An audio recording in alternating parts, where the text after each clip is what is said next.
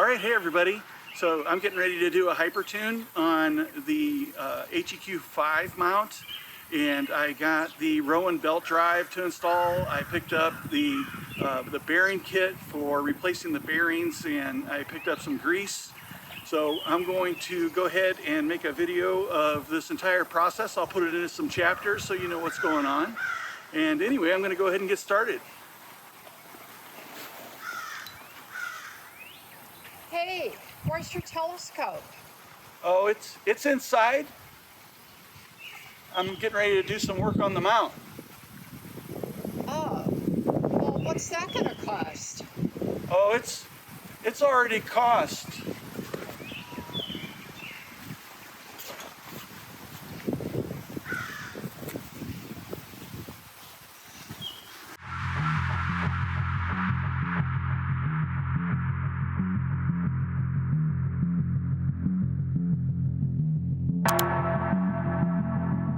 All right, well, that was a narrow escape.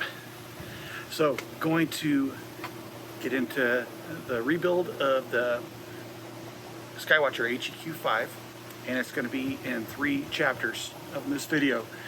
Going to install a Rowan belt drive, going to rebuild the Dec and RA axes with new bearings and grease for a Hypertune, and at the end I'll finish up the belt drive because I'm not going to put the drive gear on the worm gear until the end. Otherwise I just have to take it off again. So I'll do everything but that on the Rowan belt drive installed. But first I want to go ahead and we'll do an unboxing of the Rowan belt drive. I'll show you what's in the kit, and then we'll go ahead and get started on it. The Rowan belt drive comes in a pretty small box. There's not a whole lot to it. As an instruction kit, I'll keep that handy. We'll go through step by step. I've reviewed it already, but I'll keep referring back to it.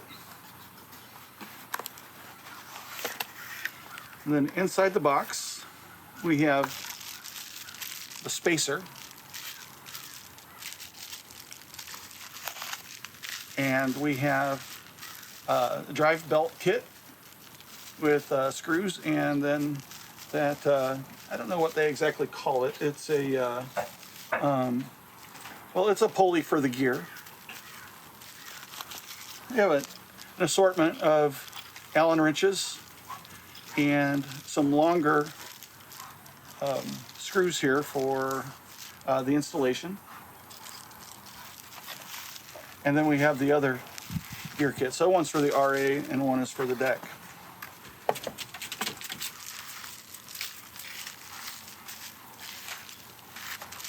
And then this is a little kit that I purchased. I got this off Amazon. We will see if it works. It's a puller for the little gears and the motors. They do sell this along with the kit if you wanted it. I just decided that I wanted one that I could use for more than just the belt kit. This one has a little bit more flexibility for what you can use it with, and we'll see how this works, and hopefully it will work okay for what we're doing here.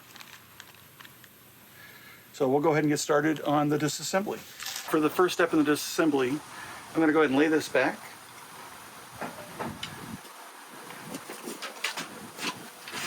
A little bit here so it try and prevent these screws from falling out.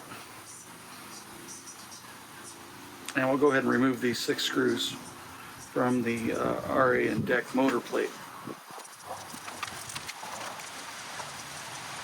And I'm just trying to leave them in their holes here so I can just lift the plate and the screws at the same time. I think I'll do that middle one last. And then hopefully we've backed them all out enough. Yeah, and now we have the screws and remove. I'll set that aside. The next step is to remove this declination shaft cover that's on the top here.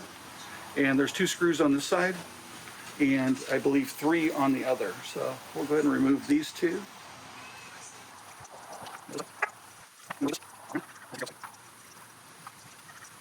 And the reason we got to take this off is that the wiring for the two motors comes through the body of the declination shaft, and we need to remove the motors.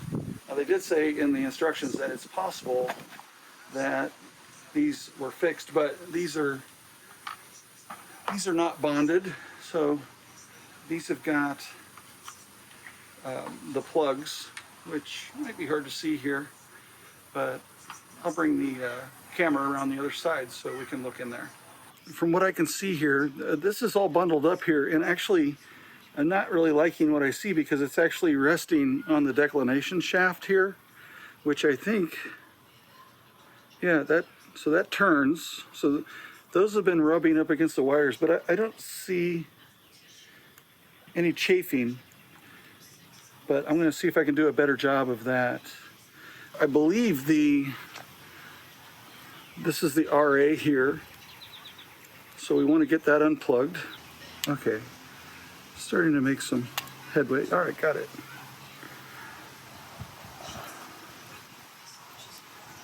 All right, so that's the RA motor wire, and then these, I'm going to need to take these out here, so we'll do one at a time.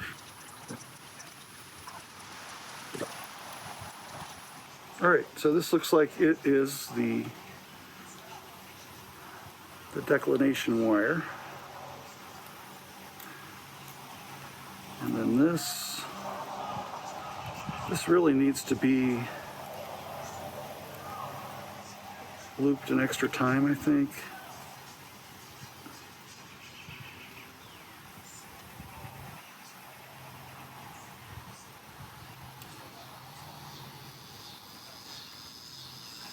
I'm going to leave that out for right now. I want to figure out a better way to do that. I might use some zip ties. So anyway, with the two motors disconnected, we can go ahead and rotate this around. I want to go ahead and remove the two motors, and we want to loosen and take out the three corner screws. So that'll be this one, and this one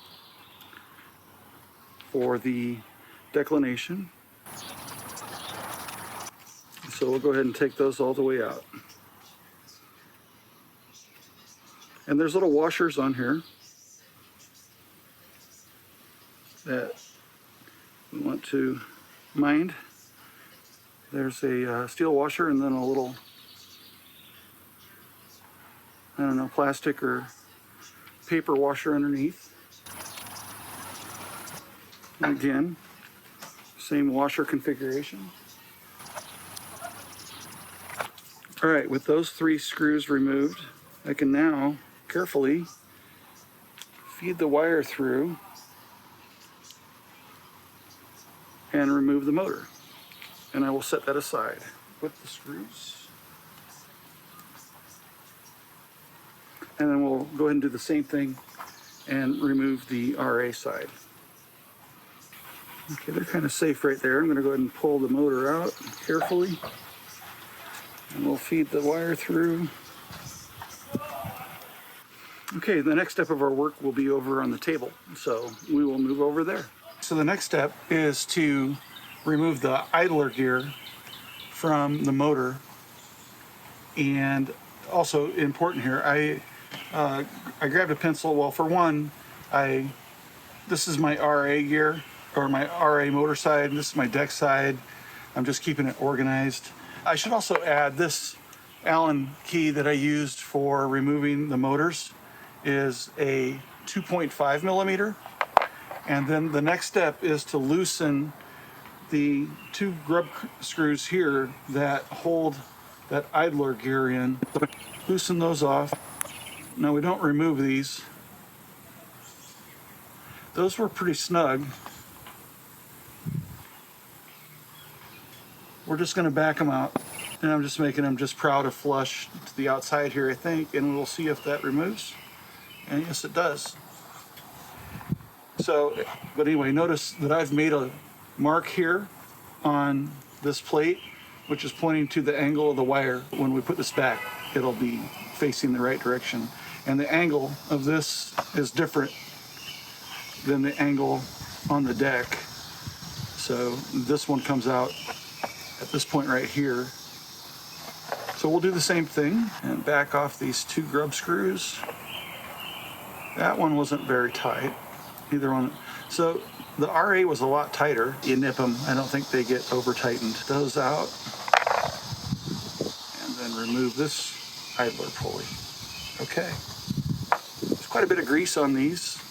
I did set myself up with some shop towels. Remove those and place them off to the side. So we've noted the position of the plate, and so now we're going to go ahead and remove the motor plate, which will then be reassembling later. And this is the 2.5. Again, we have 2 washers. There's a lock washer and a steel washer.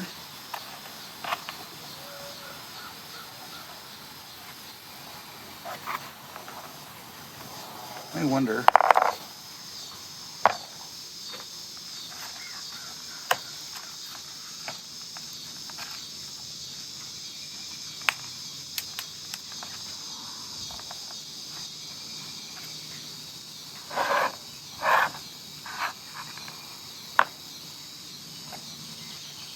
I don't know if it matters, but I'm going to go ahead and position these and note the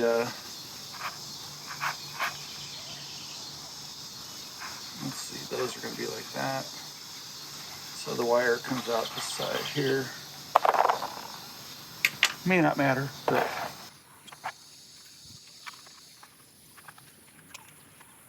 all right, now we can remove the plate. All right, so at this point, we're going to hope that this little puller I got will work for us for removing this gear. We will see.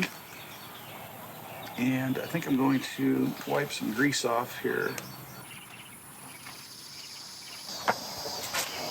All right.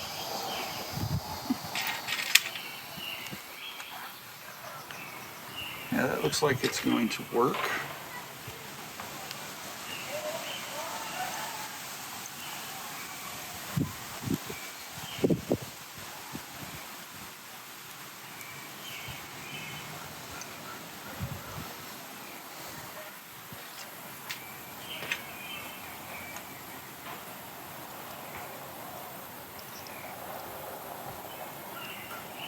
So this little puller slides under there, like so. And then we have a pin that comes down into the center post. Let's just make sure we're in there as far as we can get. So maybe you can see that. And oops, fell. Get that pin in the middle. And then we can turn this, and this should press the gear off.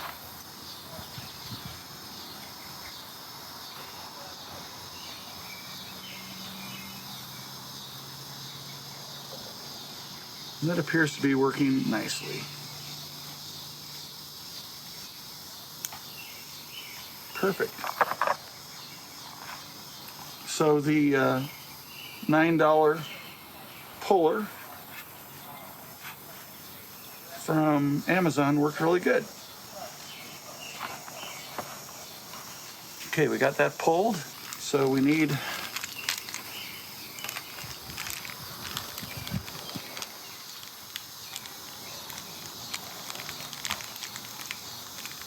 the 9-tooth pulley here. And this is supposed to have a 5.5 millimeter gap to this plate down here.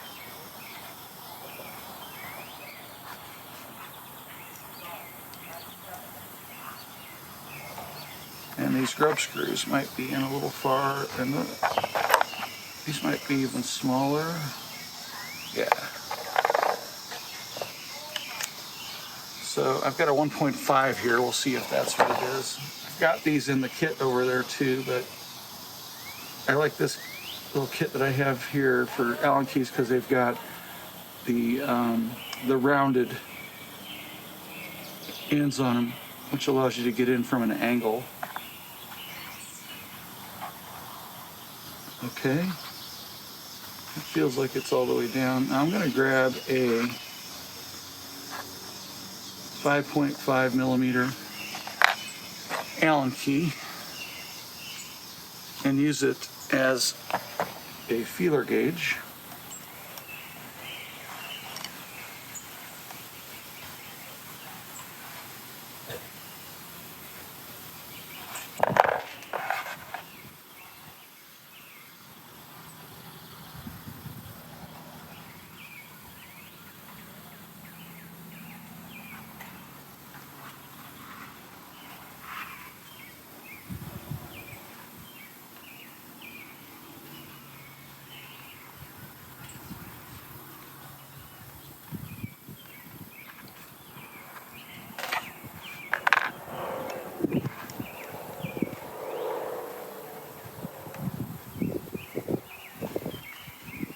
Alright, so that should be 5.5. And then it says to nip these without using excessive pressure. Don't over tighten.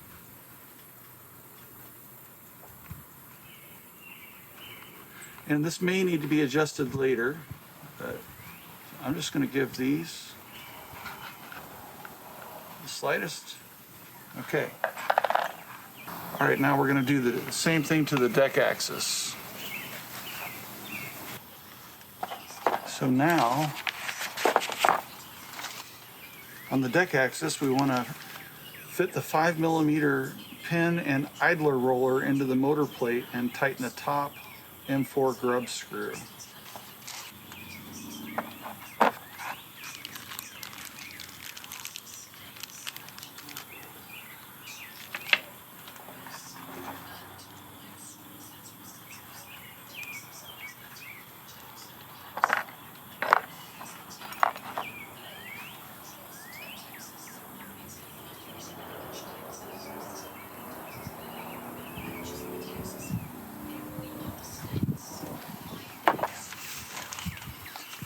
So we want to set this now back on.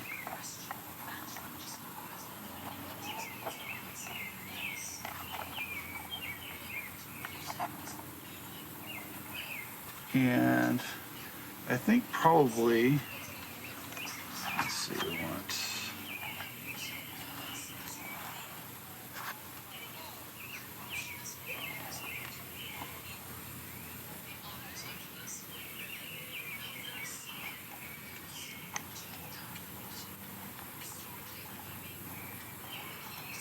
just want to put these back in loosely.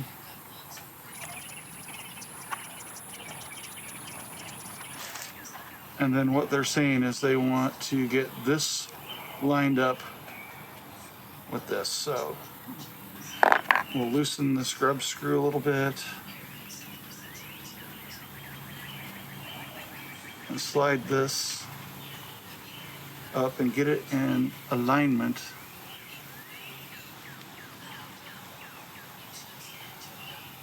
with the gear. Which that's pretty close. So basically we're looking at that alignment right there.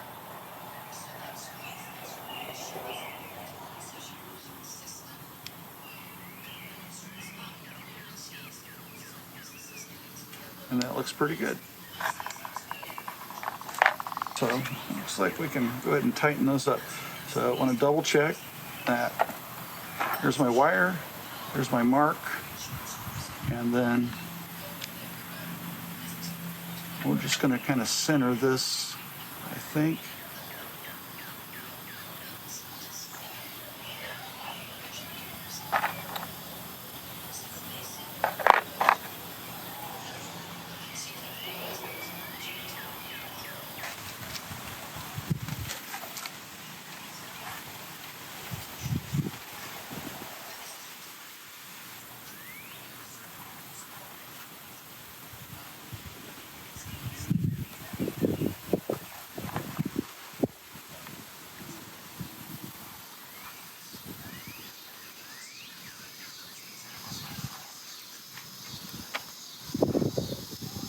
These were pretty snug.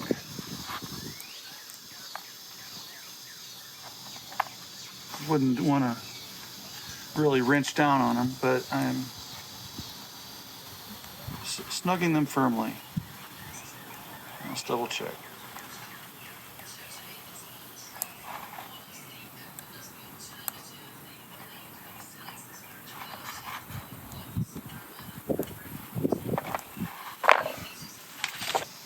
I'm not going to worry about the drive gear for right now, as I mentioned before. We'll come back and get that later, because I'm not going to be installing the belt yet. So at this point, we're going ahead and replacing the motor. So I need to get this other side assembled. They didn't really mention it, so it's sort of implied that when you do one, you do the other, as far as in the docs there and the instructions. Just want to make sure I don't wipe off my pencil mark.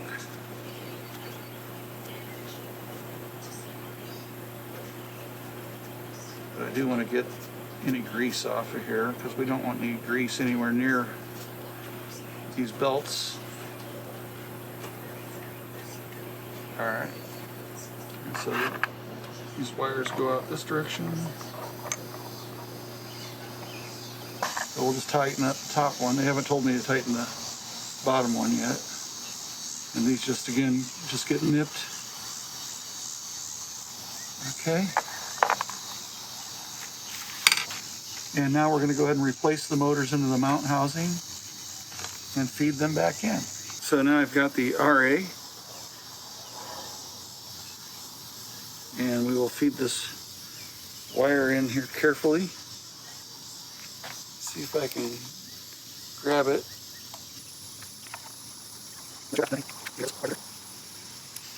All right, got that wire. Then we'll put 3 screws back in here for the 3 corners.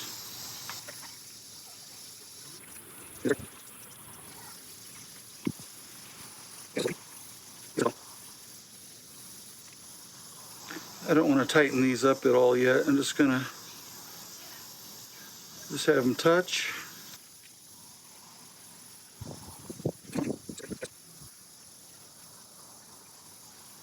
And again, I'm just touching the bottom, not tightening, because these will just be getting moved and adjusted later after I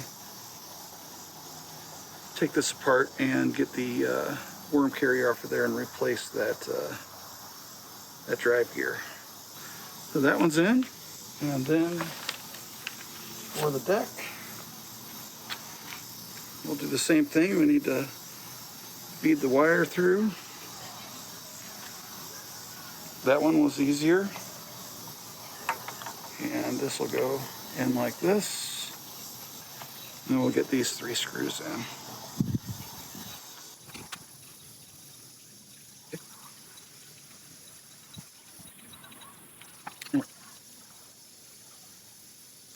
All right, and again, I'm just snugging these to the bottom so they touch. No chance of anything falling out. All right, good. I'm going to work on these wires a little bit, or at least the deck. Let me see what happens if I turn this over without having to move the camera. Basically, I've got the RA wire coming up here, and it was fine. It came in and kind of folded in behind the board, like so. And then it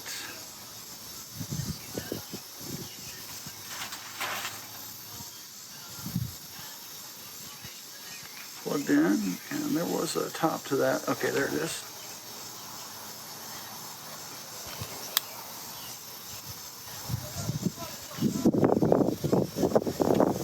Okay, and that just plugs back in, and then the wires just tuck neatly around the circuit board, around the back of it there.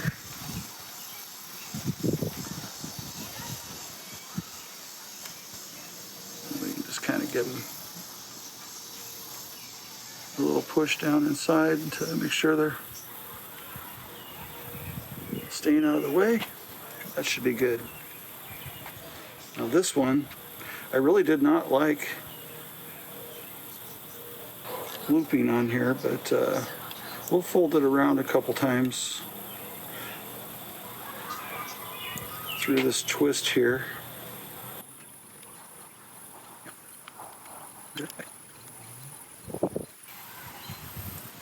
Okay, that's plugged back in, and then we just have this one, and this is where I just wasn't really liking how this was touching. I want to see if there's a way I can figure out to keep that from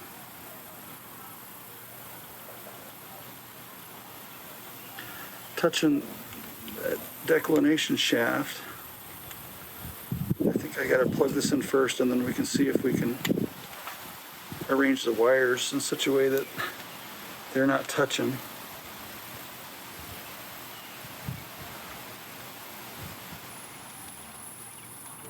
There, that seems a lot better. I got those tucked down in there.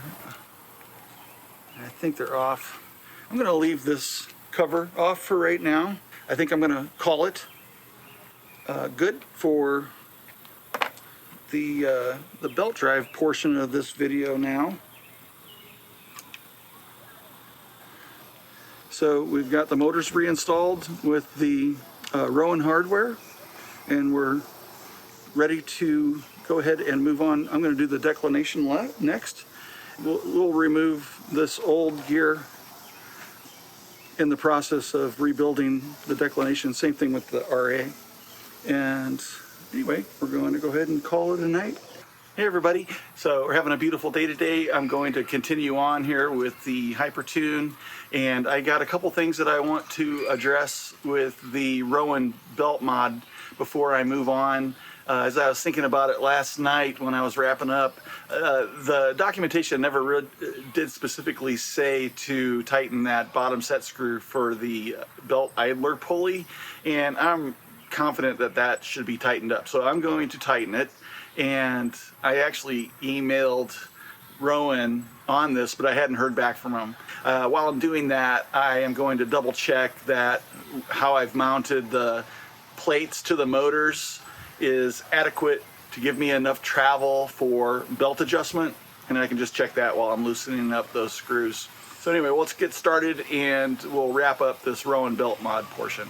All right, so getting started here, I'm going to loosen these 3 corner screws and just make sure I have enough travel, because right now it looks like I can't move much further backwards, and I think maybe I need to readjust the mounting plates. So we'll have a look at that. Yeah, see, I think I need to move the mounting plate this way. So I'm going to move the plate all the way that way, which should give me more travel this direction. So we'll go ahead and pull this out, and then I'll tighten the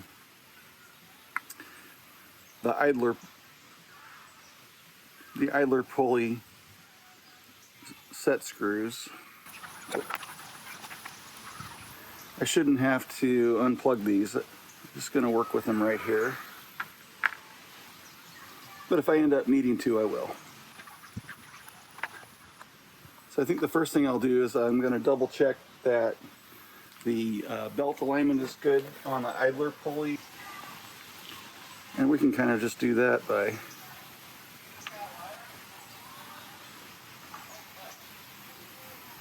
using the belt.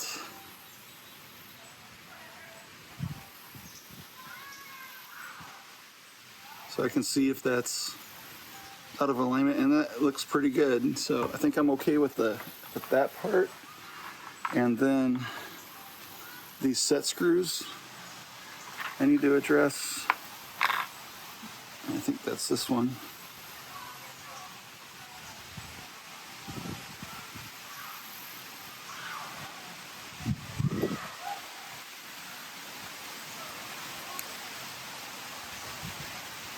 All right. And then the last thing I need to do is loosen these 3 screws, and I'm going to shift that plate.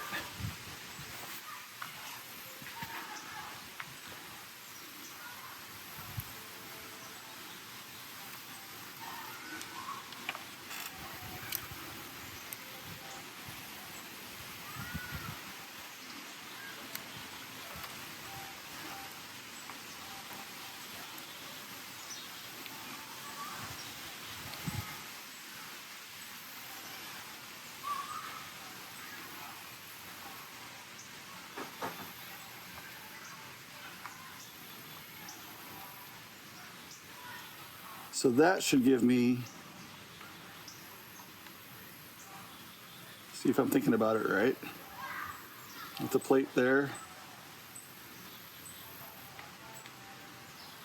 Yeah, that should give me more travel this coming backwards. So I think that's going to be good.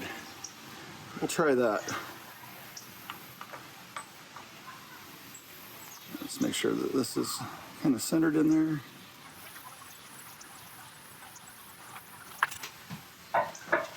And then we'll reinstall these plate adjustment screws.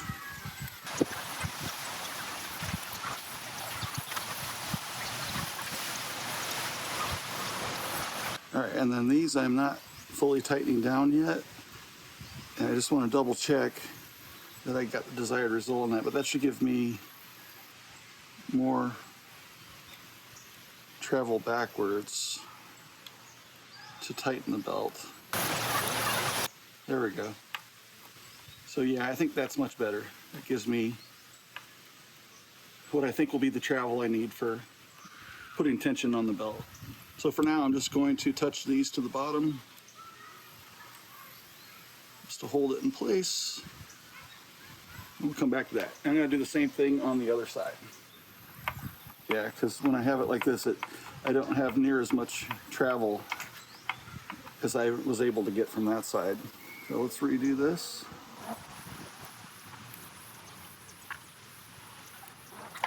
We'll double check our belt alignment.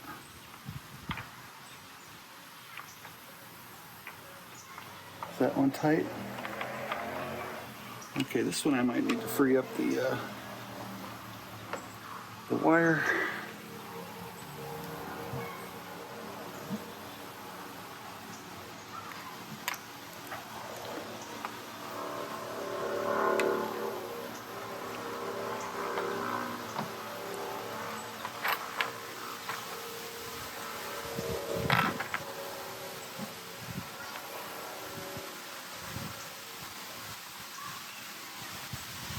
And here we can see if we need to make any adjustments first before I tighten.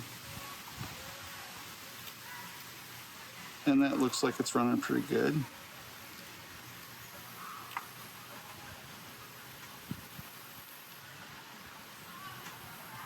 That actually might be just a hair low.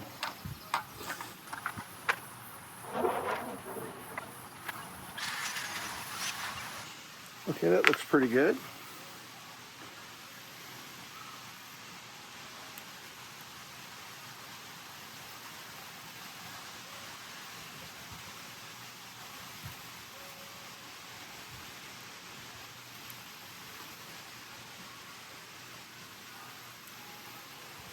I'm just nipping these. All right.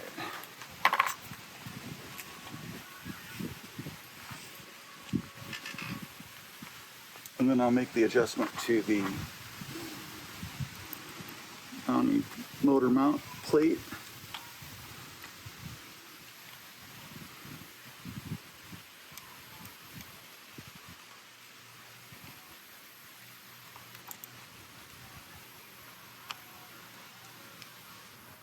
So that we can move this idler pulley away. I don't think we want that very close, so that may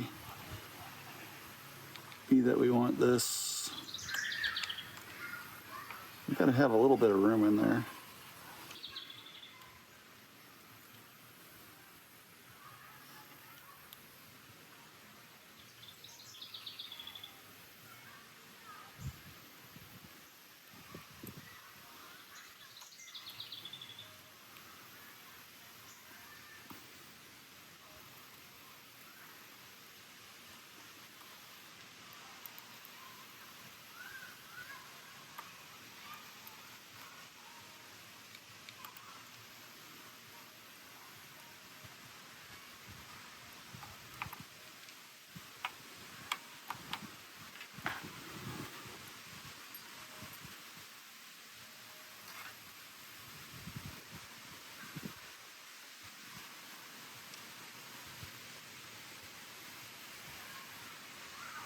Yeah, well, we'll see.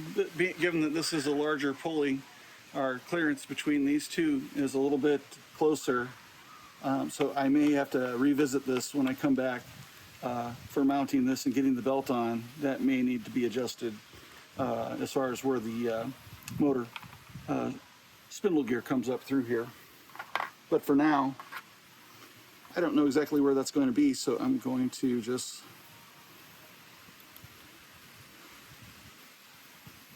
set these here for now, and we'll address that when we come back to it.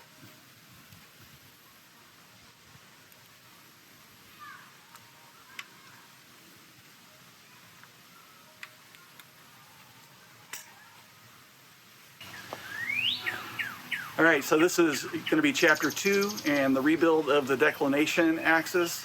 So I'll show you the parts that I'm using for the rebuild, and then we'll go ahead and get into it and begin disassembly. All right, to begin with, I'm going to go ahead and remove the saddle. We'll tilt this here where I can get to it.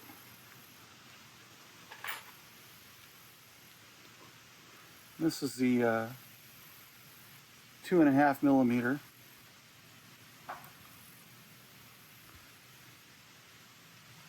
And those are quite tight.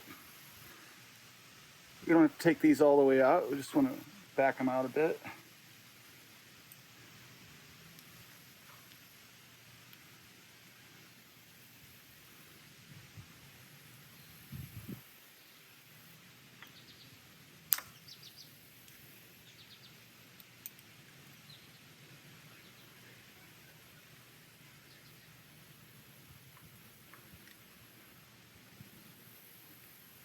And so there's 3 grub screws here to loosen up. And then that'll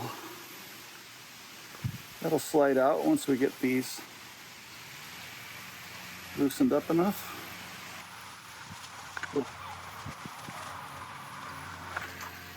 Here we go. And you can kind of see where those were seated before. It's left some divots in the aluminum. And I should note the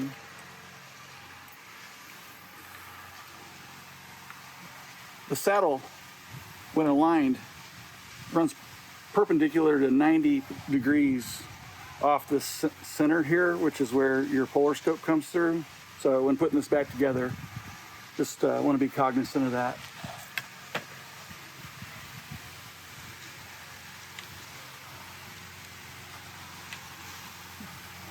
Now this does not need to come out, so we'll leave it in there for now.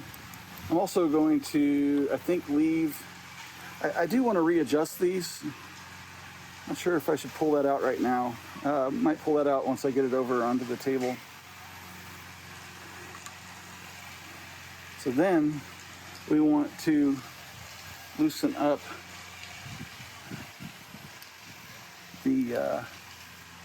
these 3 screws here on the back end. I think that is the same, yeah. And we're also going to want to remove the button off of the counterweight bar. And then we can tighten that down and we'll unscrew.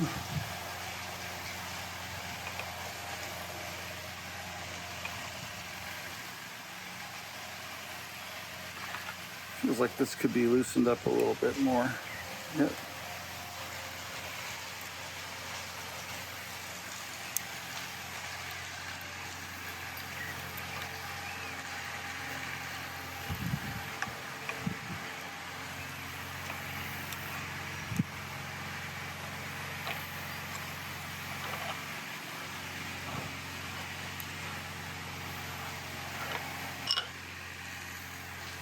We'll take that counterweight bar out.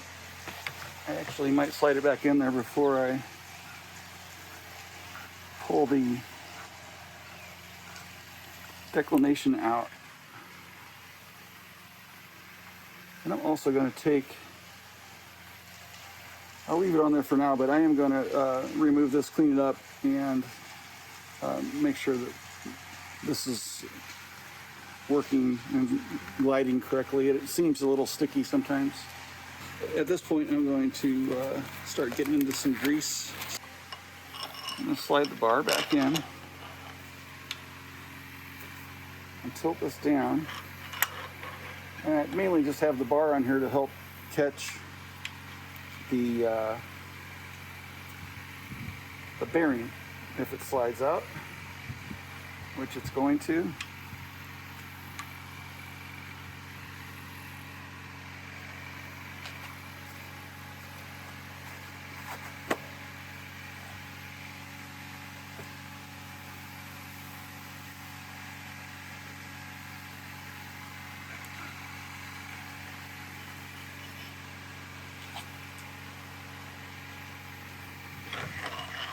And then there's also that bearing plate in here, but I'll get to that in just a second. We got to go ahead and loosen up the worm carrier at this point, because that comes out with it. Looks like it's a 4mm. Yeah.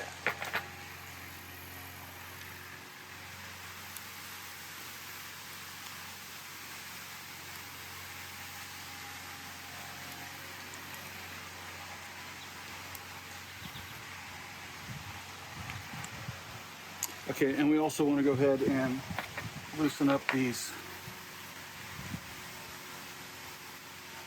worm carrier backlash adjustment set screws so they're not tight.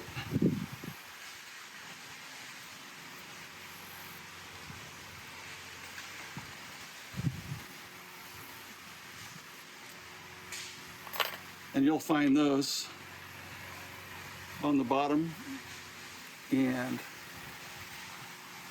right up here on the top, opposing each other. And then we can go ahead and remove these completely.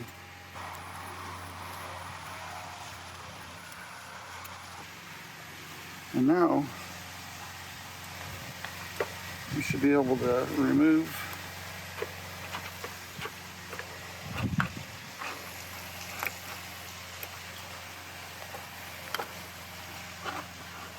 the declination, and we'll set it over here. And we have this bearing here that's going to get replaced.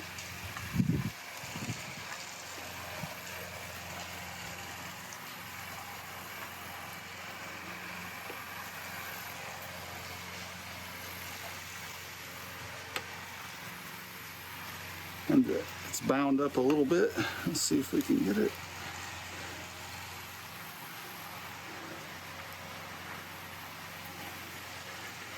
It's like Jessa bearings. I haven't heard of them before. I wonder if I can get this to go back. Problems. Oh, this bearing seems to be spinning pretty freely.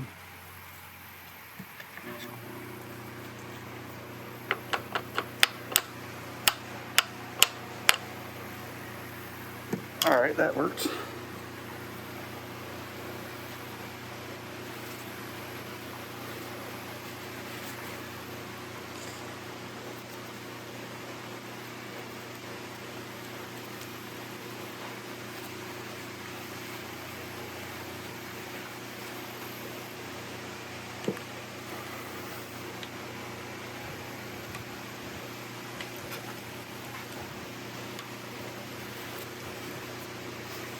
And just clean up this bearing journal here.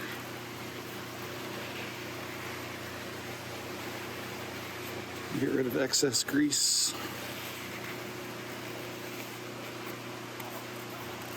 The grease didn't look too bad.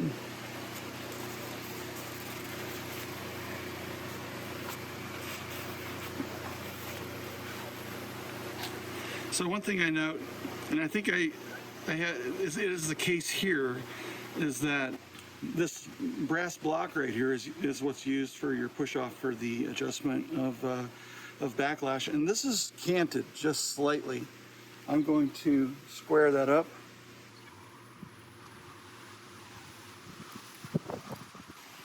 All right, that looks pretty good. Just a minor detail, but that can help make adjusting this more accurate. And then the last thing we need to do is get this bearing race out of here.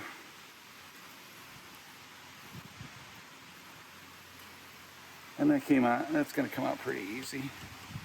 Maybe, yeah. Again, not horrible with the grease so far. There's a little bit more inside here than I think there ought to be, but it's not bad. And just make sure we're looking clean. Okay, so that's the declination disassembled. So the rest of this will go over to the table here and do the rest of the disassembly and clean this stuff up and get some new bearings installed. I'm using Schuster bearings, which are going to be for the declination shafts. I think there's two on here, top and bottom, and then the tapered roller bearing. I'm using NSK, and I think these are also Schuster's for the worm drive bearings. And then I decided to use Super Lube. I had looked at the NSK brand grease as well. This is basically, it's very, very close to the same thing. This is just slightly lighter weight. And this has a temperature range of negative 45 degrees Fahrenheit to 450 degrees Fahrenheit. So more than enough temperature range for the ambient temperatures that I operate in. I do have my scope out through 4 seasons, but this temperature range is more than sufficient. And I know other people have had good luck with Super Lube. I think that we'll find out, but I don't think there's going to be any problems with regards to using the synthetic. It should be fine. So I can go ahead and remove the worm carrier. And I think I'll set it off to the side right now, and we'll kind of focus on the declination. Move things back a bit. All right, so we do have this fiber washer here that we want to be careful taking off. And I'm going to just do a little bit of a wipe down here before I start pulling apart, because this grease looks horrible. There's a lot of it and it's really dirty. So I'm going to want to clean this up pretty good. I wasn't planning on doing any degreaser. I don't know that it's necessary. I just want to do a good job of cleaning. Get into these teeth. Maybe we'll see how it looks. And we really want to make sure there's no grease down the side of this brass here that can prevent the clutch from locking. I'm gonna see if I can get hold of this little washer here.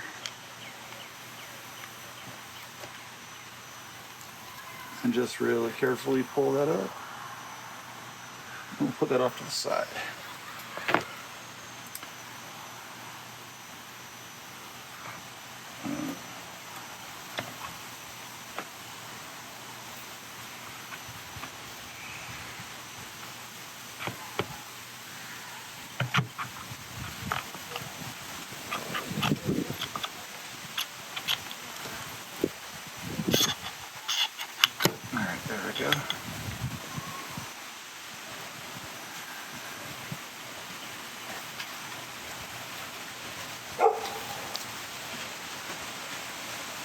And this, we just want to make sure we're clean and don't have any,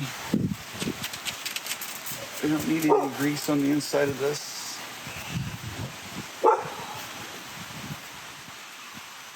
The only thing that might need a little grease is not on the button, but in the threads behind this. And I think at this point, I'm going to go ahead and take this off. So I do want to adjust this clutch.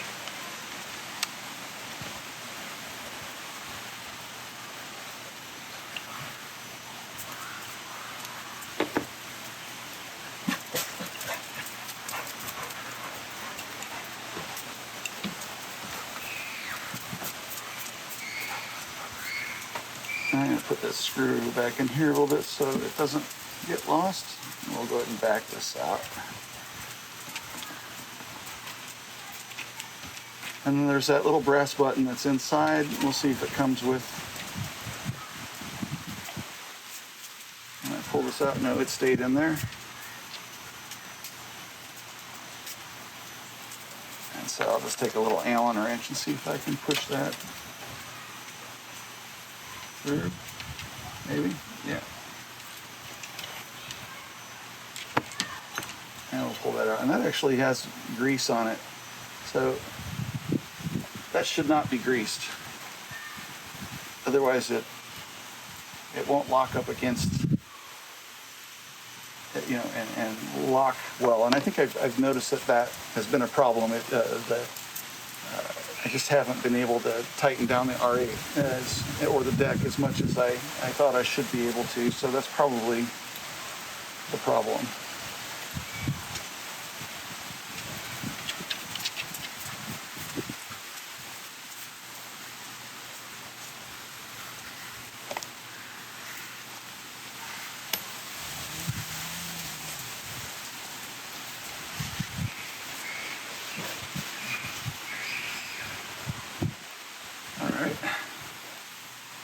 We can look at this. So not a super huge amount of grease on here, so that's really good.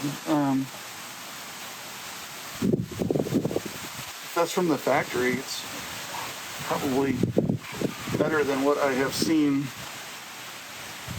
in some other videos and stuff. Now, I do not have a bearing puller, so we're going to be hoping to be able to get these out, and I'm going to try and push from behind and pull at the same time. Let's see if we have any luck.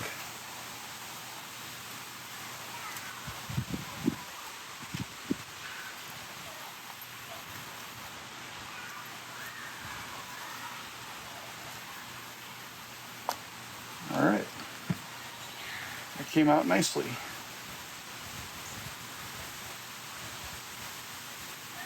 These are also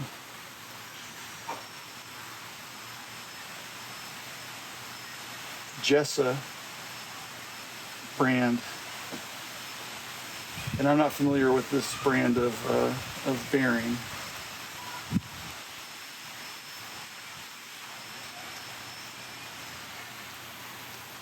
They feel pretty good.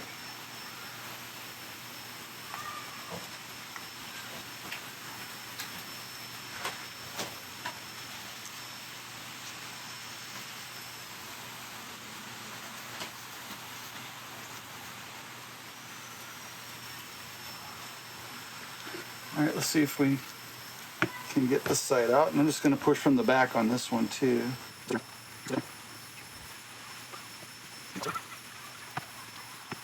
This one's giving me a little bit more problem. I'll try.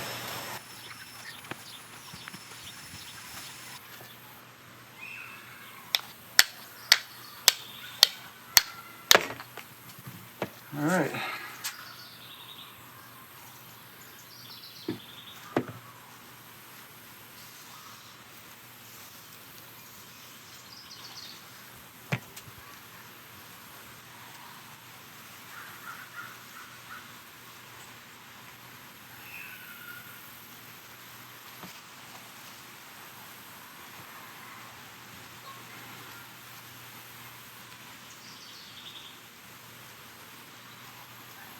Honestly, all these feel pretty good. The only one I didn't really check was the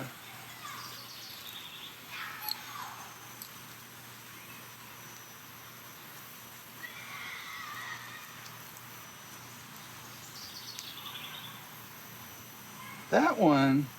I can feel some bumps in it as I rotate around. Yeah, there's something right there. Yeah, there's something going on with this one.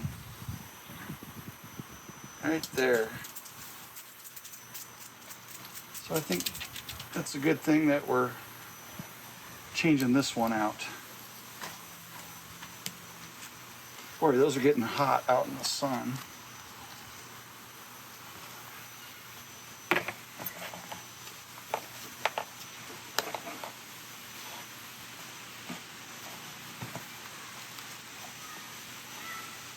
All right, let me finish cleaning up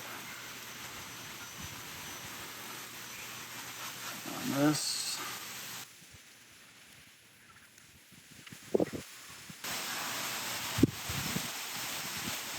That looks pretty good.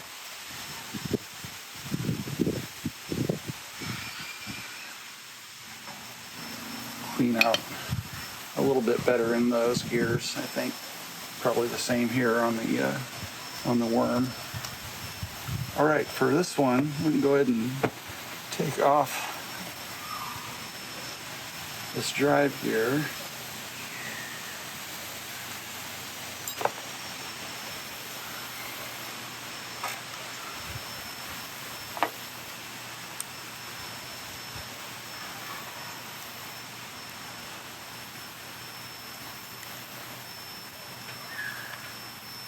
And we're not going to be using this gear again, so we'll be replacing that with the Rowan. And then we've got this plug on this side we can pull off. And I'm going to take this out from this side. And I do not have a special tool for that, but I think a small screwdriver, and we'll get in here to this retainer and see if we can get that to move. Let me try a larger screwdriver first. I don't know if I can get that in there. No. So if I can break this loose, it should not be that tight. Did that just move? It did. Excellent. Okay, yeah, these do not get tightened very tight. The main thing is we just don't want to scratch up or damage the frame on this or this retaining screw. I'm not exactly sure what the name of this is. Once we get it out here a little bit further, I can kind of get onto it, I think.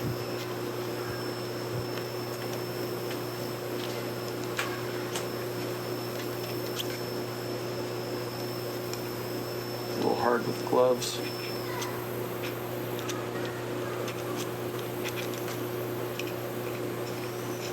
All right, I got it now.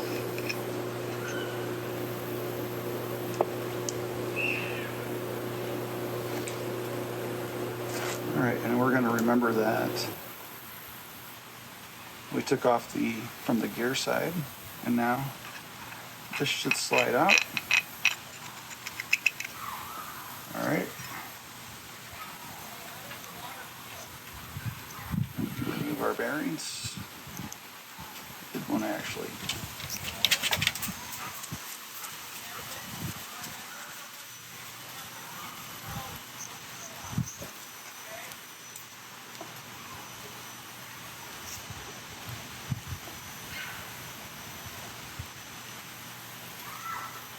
Let's wipe this down.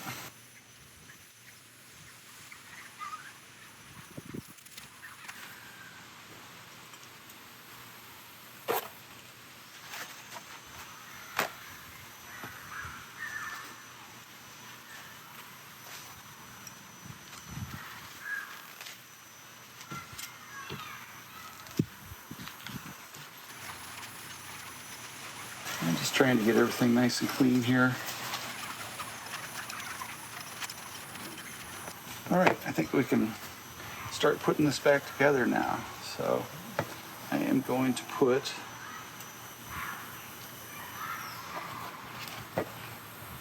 couple bearings on here.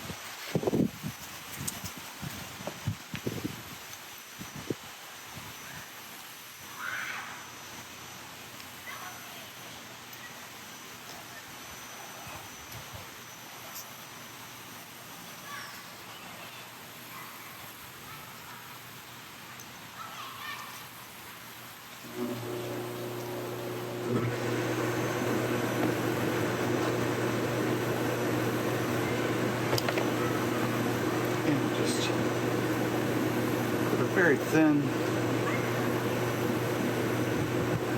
layer of grease on these so they slide in easy. And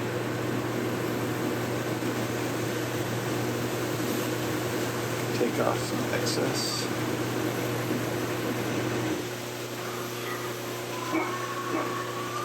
Alright, and then this will slide back in.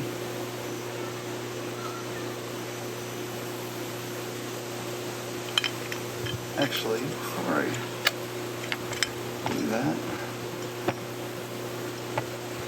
I think that we'll put a little bit of grease in this little trough right here.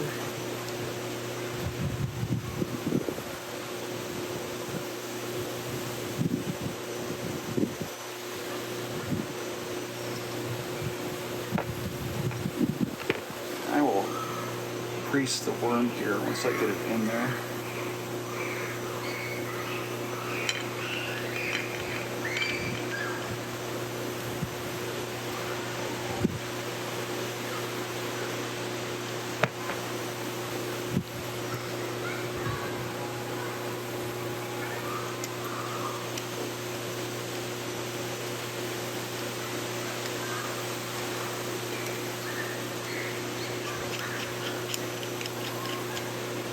And we'll slide that back in. What did I do with my little screw? There it is.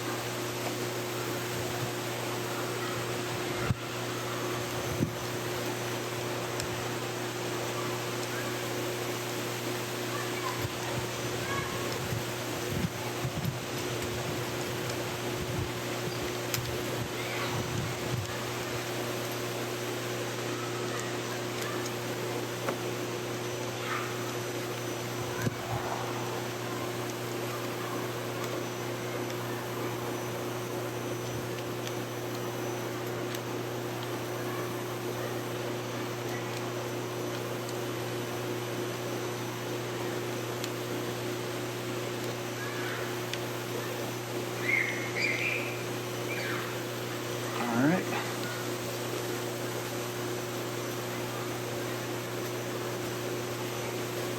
Feels good. No side to side motion. Let's get a little grease.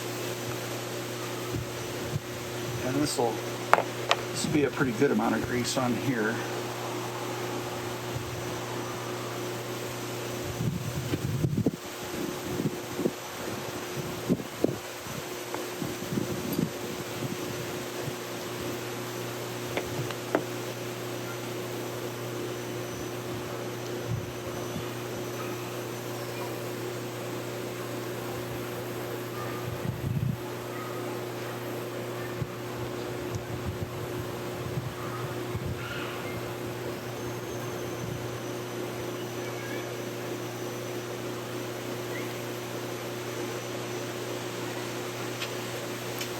Alright, let's clean off a little extra I got in there.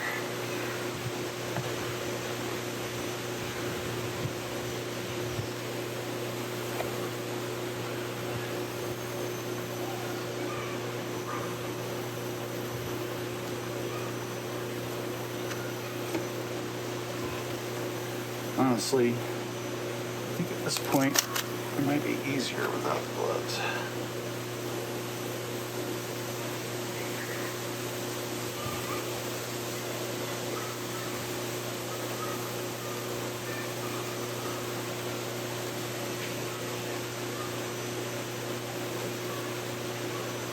Okay, that should be good.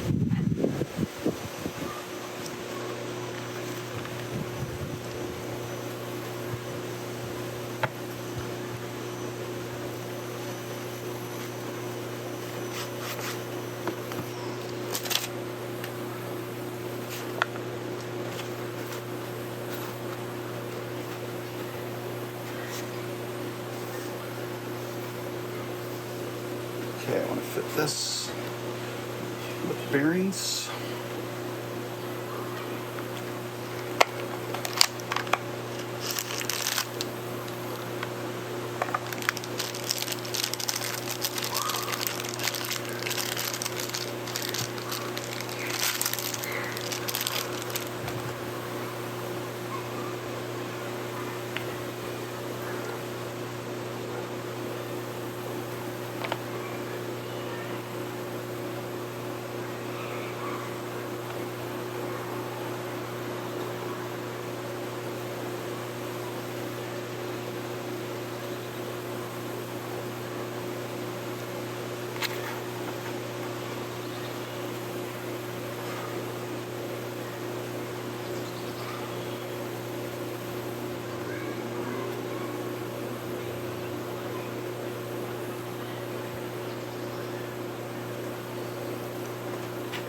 Put a thin layer on the outside here.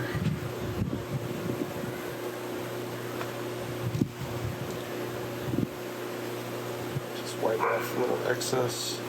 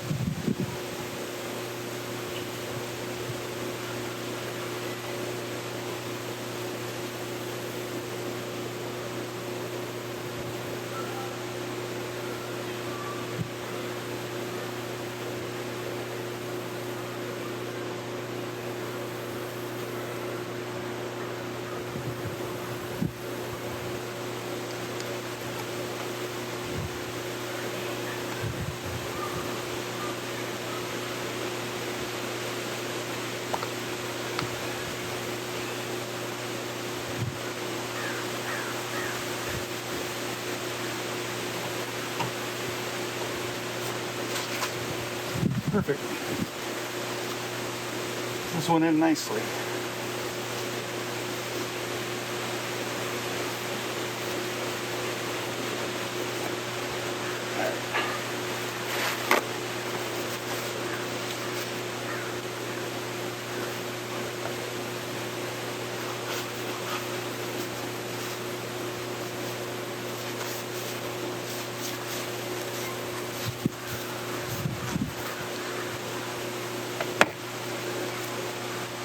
And then I would like to put, and I think maybe I'll do that following,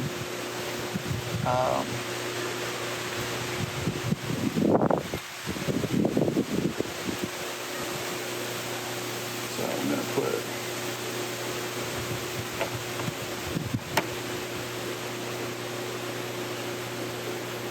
I would like to put some grease around these gears here. I think I'll do that once I slide this back on.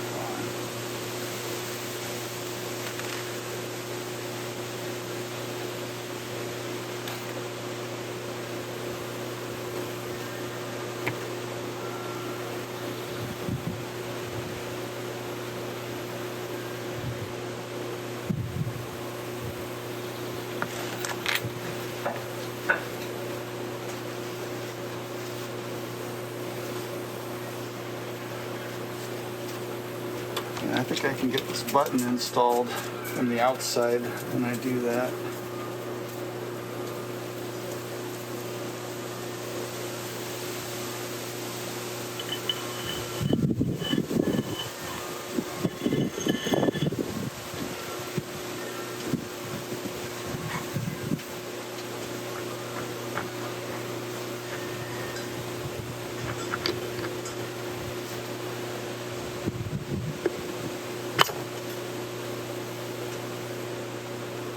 Wow, does that feel good?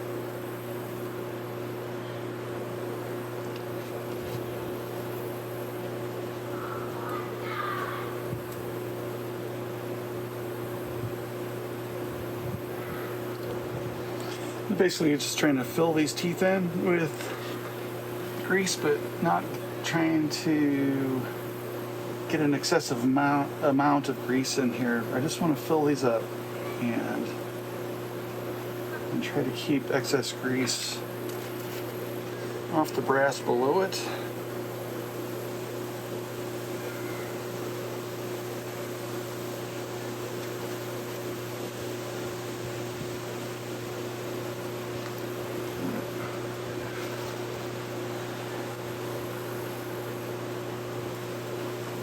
Tell you how good this feels. It is just super smooth. That right there feels really good. All right.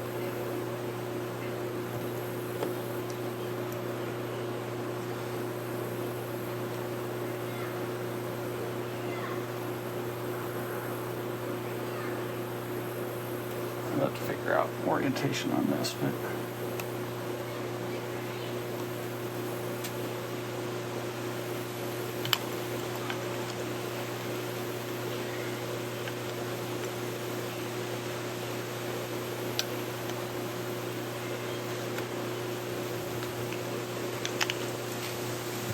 all right, and I just wanted to take this apart and make sure it's clean.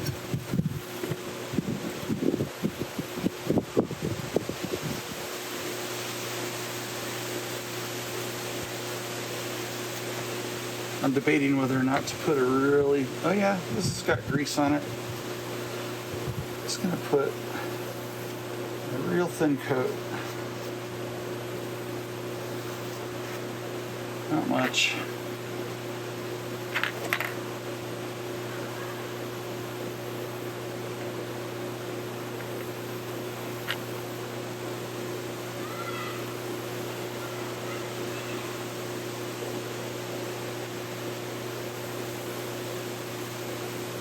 Make sure that's pointing their correct way.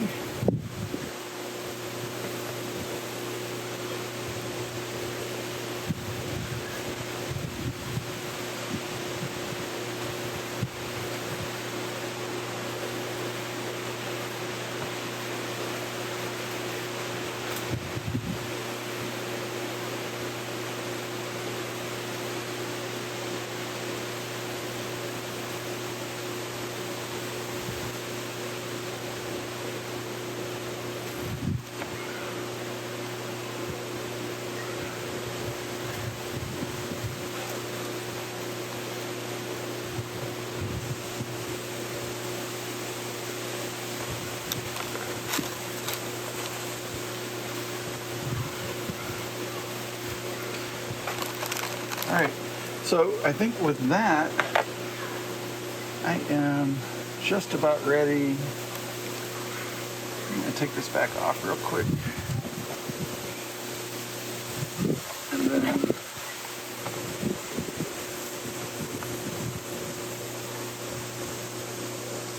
let's see if we can get this button back in here.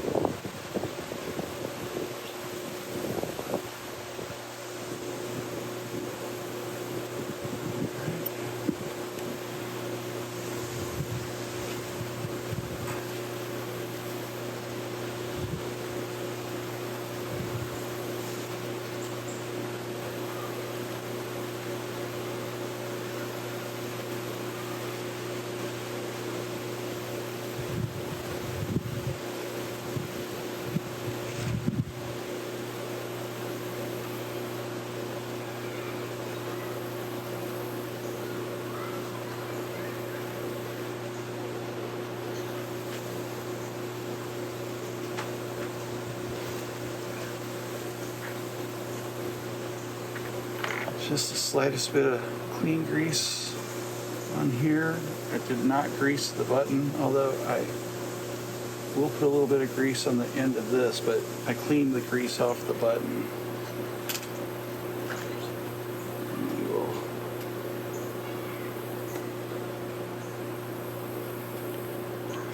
thread this in until it touches.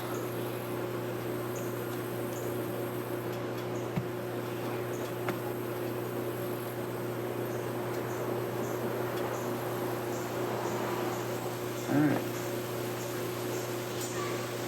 Cool. I will put this on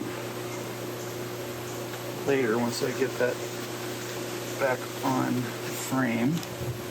Okay, with that, I think we are good to go ahead and put this back together. So let's go ahead and relocate to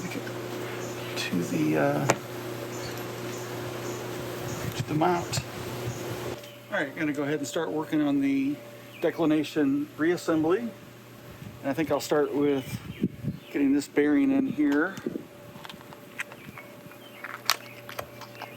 I think this little bit of grease is really more for just making it easier to get this installed in here, but maybe to help keep it from ever seizing in this journal too for later if it needs to be removed again at some point.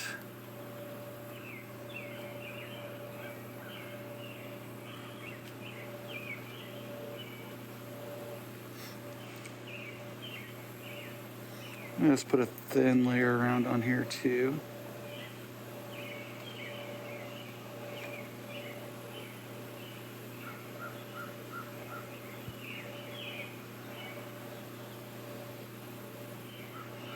And I'm just making sure we have a little bit of a thin layer of grease on all the surfaces.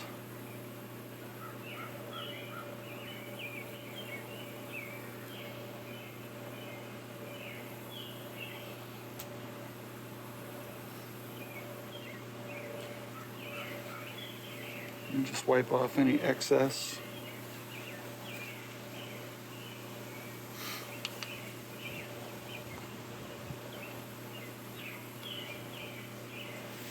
Slide right in.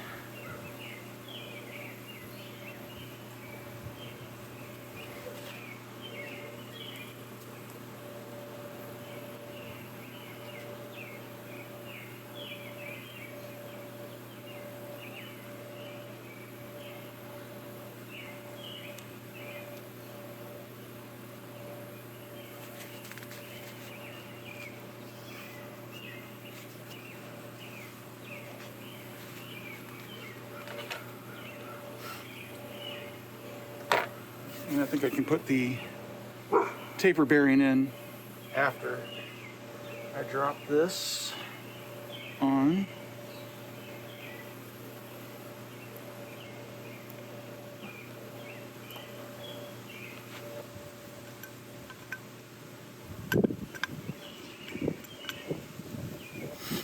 You can slide this in real careful.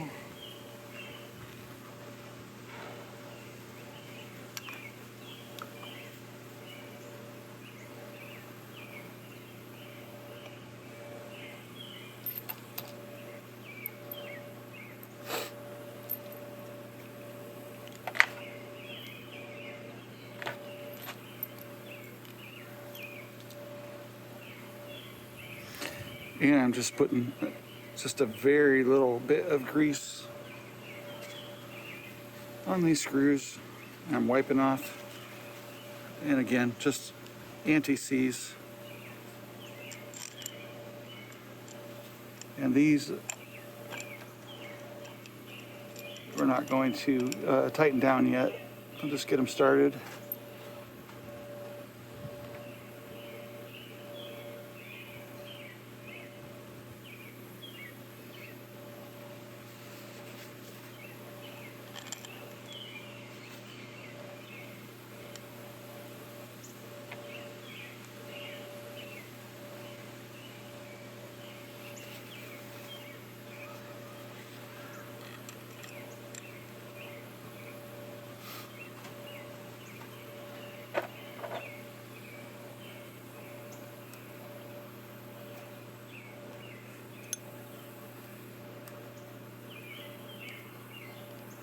I'm gonna let these touch bottom and then I'm gonna back them off a little bit because I don't want these to be tight at all yet. Just in there to keep things from falling out.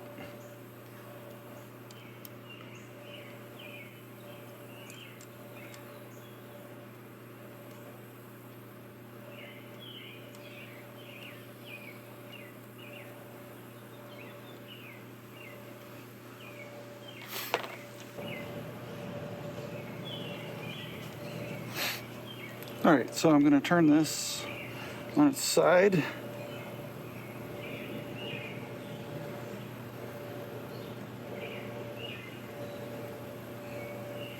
Got this little working bearing journal. I might have to see if we can. This one is not cooperating.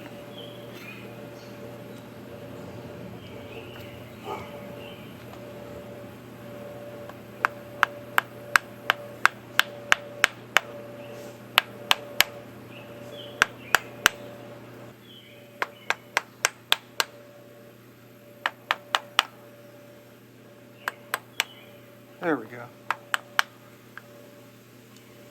All right.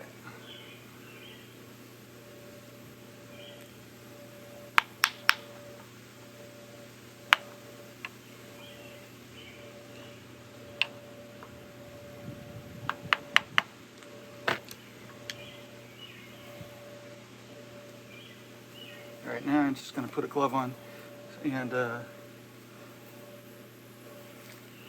pack this tapered bearing with some grease.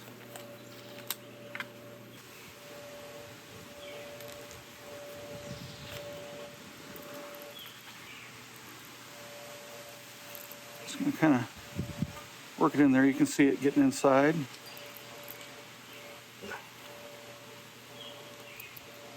So that's what we're looking for. We're going to fill that. Now we don't want to get too much in here.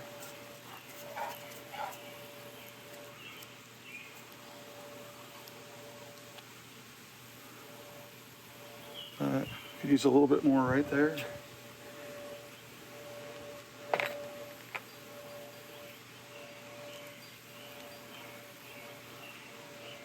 Just packed in.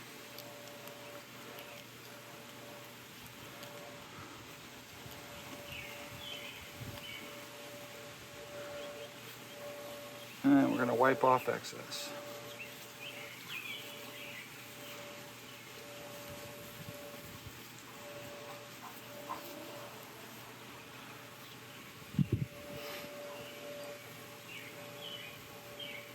Yeah, that looks good. We've got grease loaded up pretty good inside there. It's not,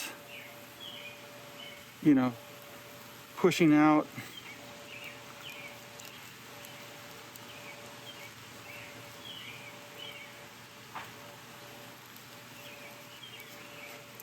Make sure we're rolling free.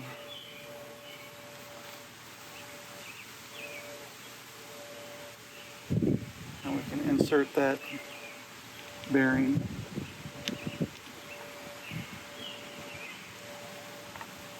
In there.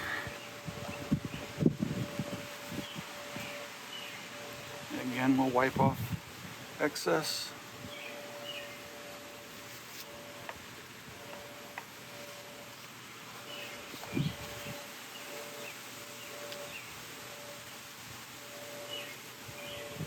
And I think at this point, we can bring the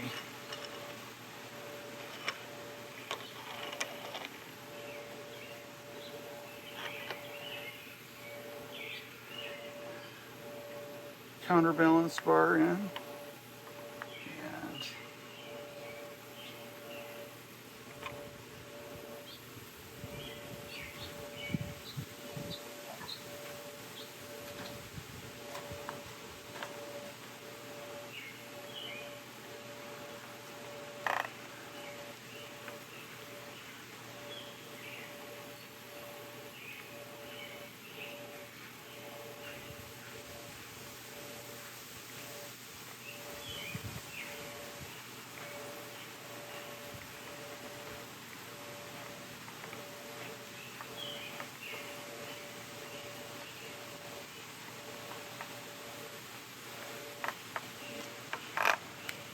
we'll figure out tightness on that here in a little bit.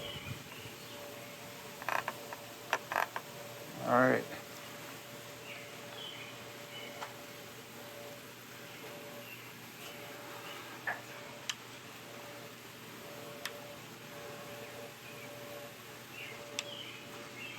And actually, we can go ahead and put the Rowan drive gear on there now. And on this one, it's opposite of this. So rather than being this direction, it's going to go like this. And then we want to get one of these on the flat. There's two grub screws here. We've got a flat. And so we want to get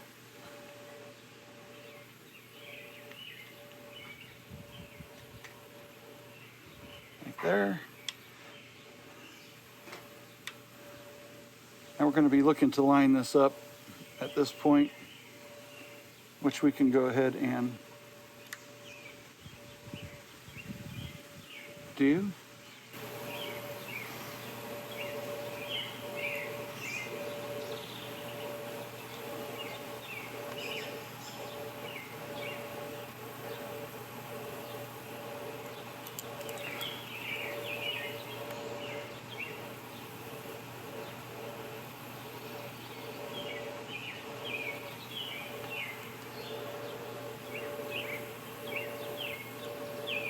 Okay, we're on the flat.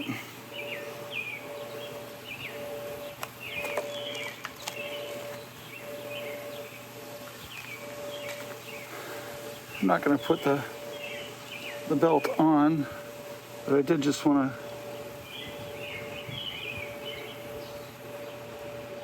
see how it aligns.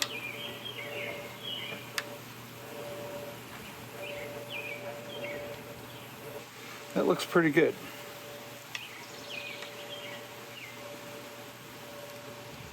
So I'm going to go ahead and nip those.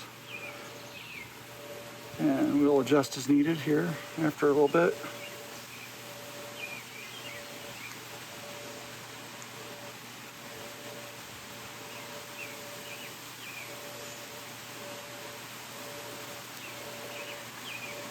Yeah, I'm going to have to do final on that after I get the worm carrier secured, because that could move that in and out. So I think at this point, I can go ahead and get the saddle back on.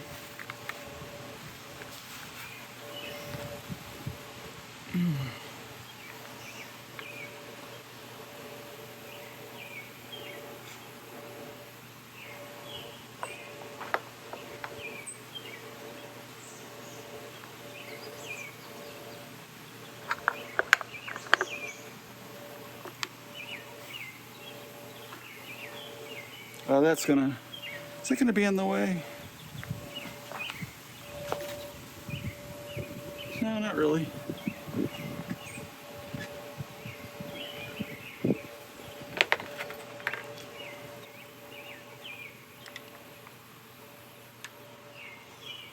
So I'm just tightening up these 3 grub screws to secure the saddle again.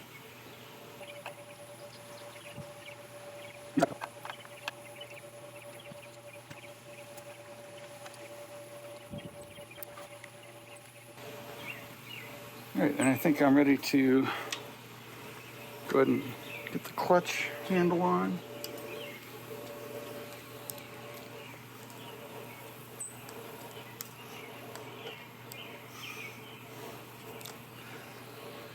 So the way I understand, you turn these until they just touch, and then we'll gotta find, so that's loose, that's tight.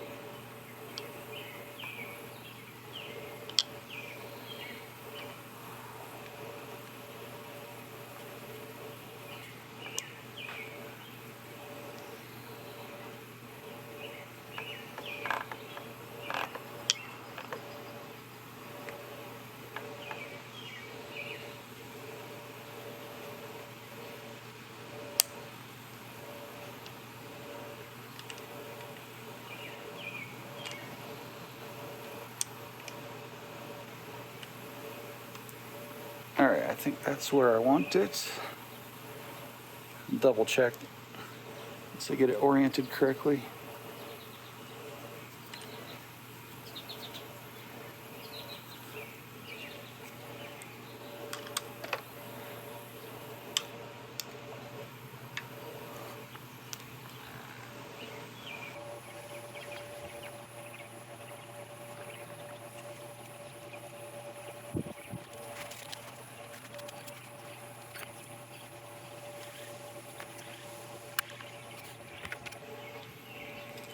All right, now I'm going to start getting a rough backlash adjustment, and I'll get that with the to begin with. I'm going to tighten both these up until I get them touching.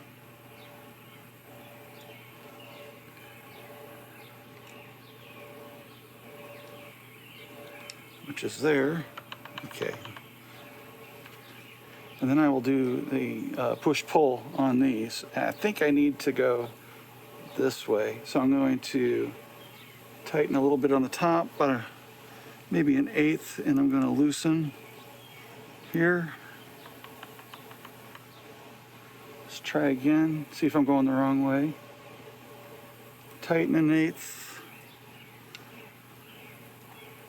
Loosen an eighth. No change. Tighten an eighth, maybe a 16th. Loosen. I think maybe I need to come in here. Let's tighten here.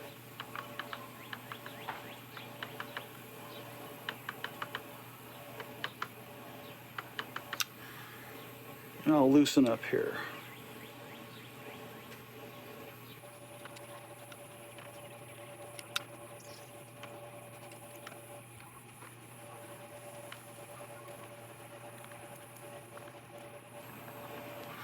Okay, I've just almost got it. Just a little bit more.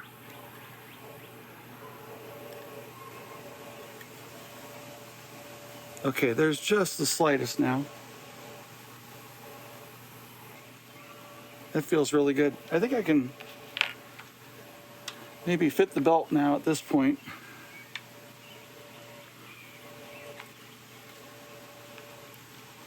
And let's see what we run into with that. Okay, I need to let off.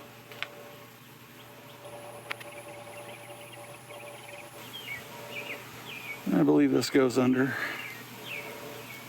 Oops.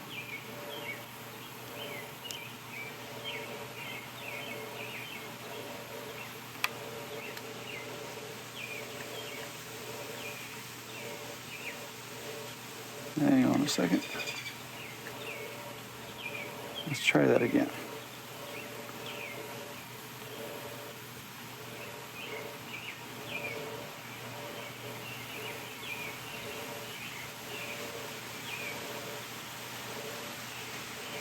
So I'm going to get this fit gently.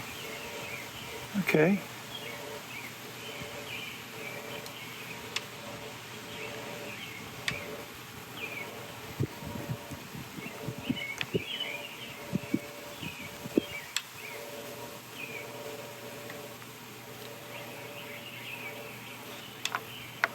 That looks nice and straight. So now let's get the tension set on it.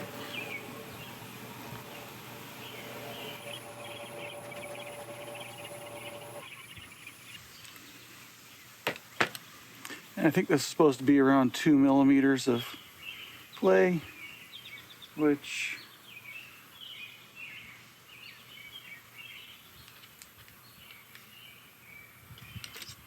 this is a 2.5 millimeter here.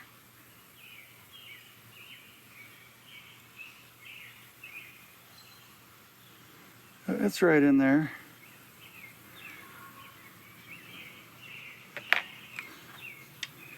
Feels pretty good. We'll double check all that. All right, well, I believe that other than that button and just kind of cleaning off the bar, I need to set, I need to set the tension here and make sure it's actually pretty good. I just think it should just snug I'm going to go ahead and tighten that down there. So we've got the 3 screws down here, grub screws to tighten up.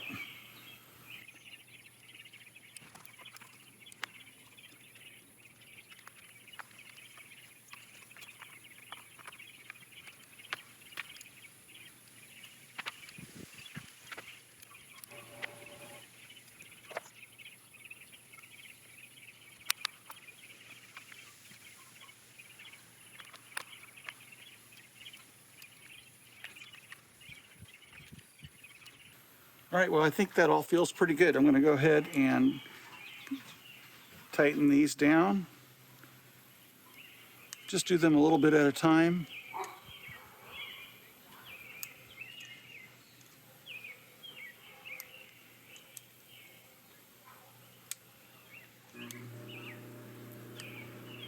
I'll be coming back through once I have the power connected and my hand controller, and probably having to make some tweaks. But for now, I'll just tighten them up so we don't forget to later. Okay, I think that finishes up the declination, other than putting the cover back on. But I did take the time while I had this apart to, and the declination shaft was out, I re-ran the wires and coiled them around differently so that they're not rubbing on the declination shaft anymore. And so I was glad I found that. So anyway, I think I'm going to wrap up and clean up here for the day, and then we're going to move on to the RA next. All right, welcome to chapter 3, the RA axis rebuild, and we're going to jump in here in just a moment. I will not be going through the worm carrier and worm gear rebuild part with the bearings and so forth. That's exactly the same as it is on the declination. So if you're interested in that for the RA, please refer back to the declination section where I'm doing the rebuild of the declination axis itself. What I will cover in this chapter is taking apart the RA and getting that disassembly done, and then the reassembly after I take care of the worm drive and carrier rebuild. I'll do that off camera. So let's jump in. Okay, to start with, I'm going to go ahead and remove the rear cap and the polar scope, which is already loose for me. Should you find that too tight to get off, I recommend a band wrench. These are invaluable. I use these on the mount. I use these on all of my camera spacers and fittings and everything, and I just can't get by in astrophotography without one of these, so I highly recommend that you pick one up, or 2 or 3. All right, I'll set the polar scope off to the side. So now I need to remove this outer ring that's on here, which has the threads on it that the polar scope cap screws onto. And let me tell you what, these threads right here, I have run my hand across these before and they're pretty sharp. So I would definitely be careful if yours is tight.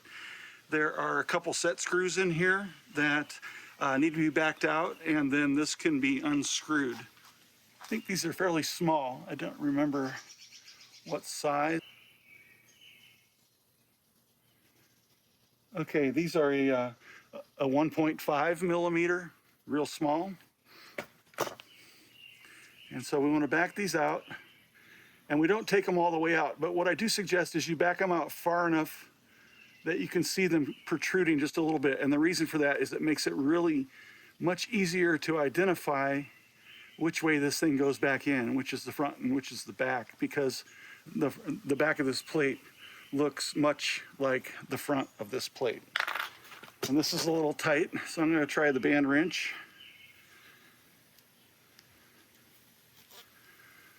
And we're going to go this way. I don't want to get that on my scale there.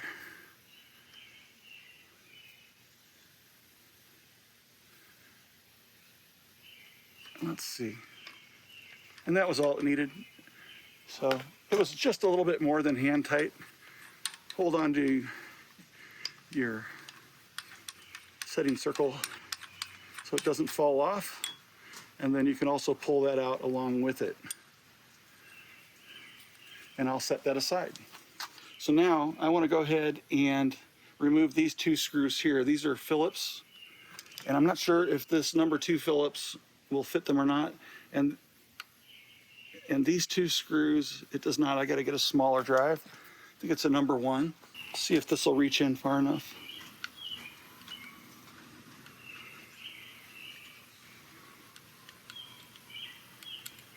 There we go.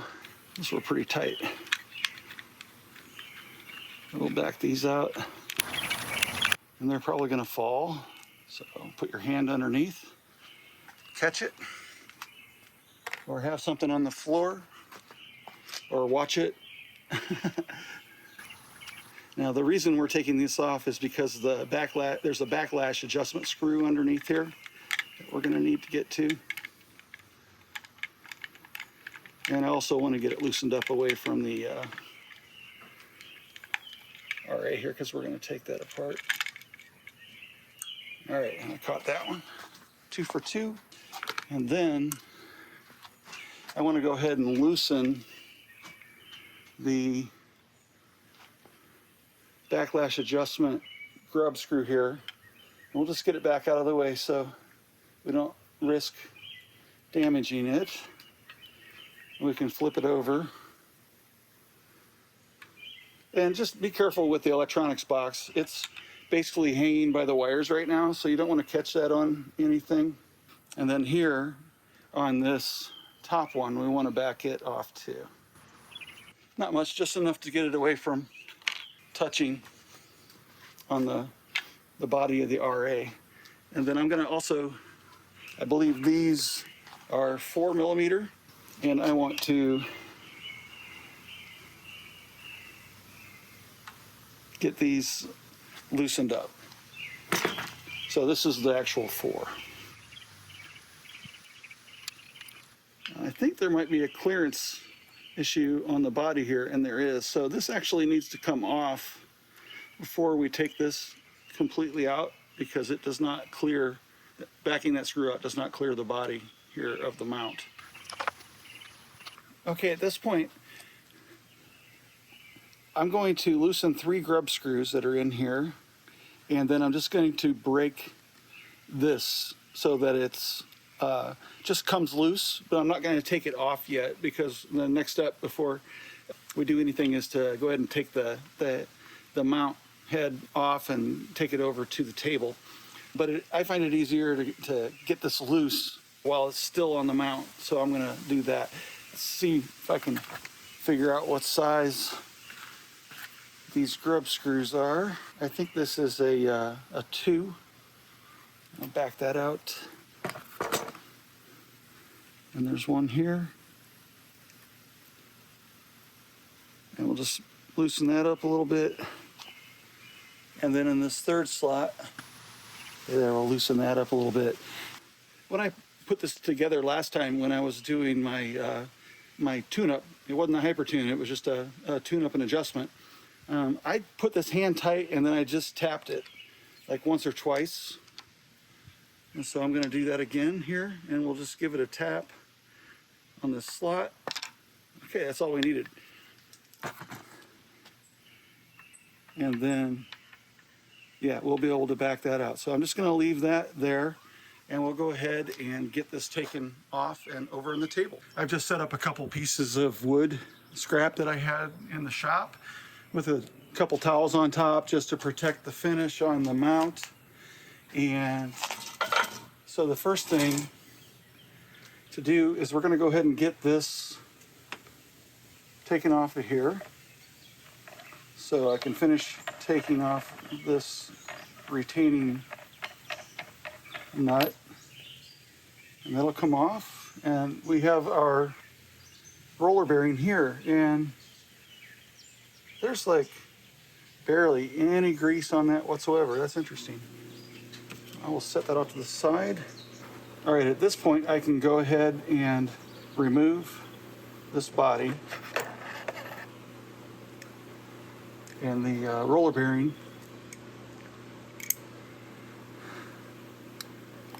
and the bearing race needs to come out of here. And then I can remove these 3 screws, or these 3 bolts here with the 4mm. And we set those aside. Then the worm carrier can now come off carefully. Get it disengaged. Seems to be catching. I'm going to back this out a little bit further. Don't want to force anything off here. There we go. Yeah, so it was catching on that backlash screw. Very little grease on here, which is maybe good. Pretty dirty, but if anything, it might be under-greased. I'm not sure. Okay, and then we can remove this red washer carefully. And we'll set it aside. And then the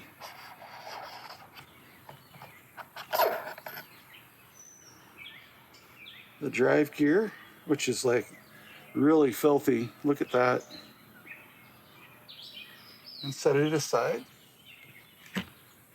And now, again, this block looks good. I'm not going to have to adjust it, but double check that those look good. I do want to show removal and cleanup of these bearings here for the RA axis. I think maybe that would be good. I don't know how hard. Okay, this is going to come out pretty easy, so we'll get this out. And I did want to also check and see how that felt. Like really, there's no. This bearing is not greased here. So this RA bearing, if it is, it's got like very, very little grease on it.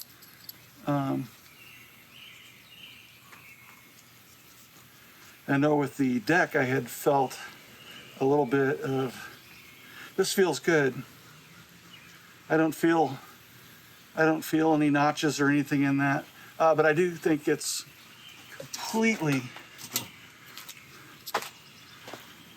under-greased. I mean, there is just very little grease in there whatsoever. So if there was a grease in there, it has kind of worn away.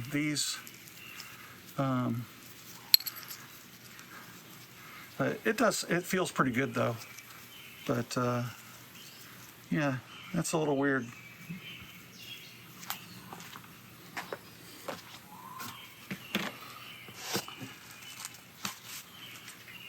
So I'll clean this, and I really don't even see. There's no grease in there either.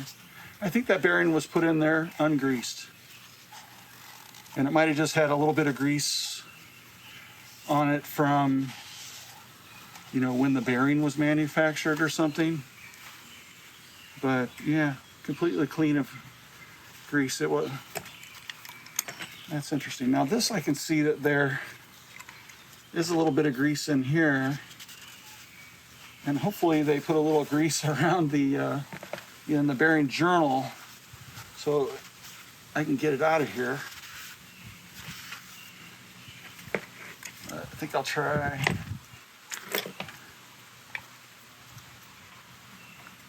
I should be able to.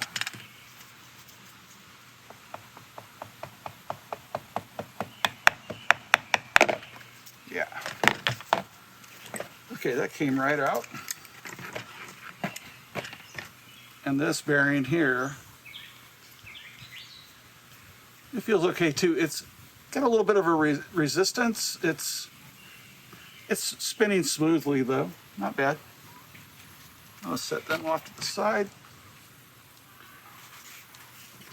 And yeah, there's really no grease to wipe out of here either. So I think the grease that was in here was stuff that ran off all the grease that's on the worm.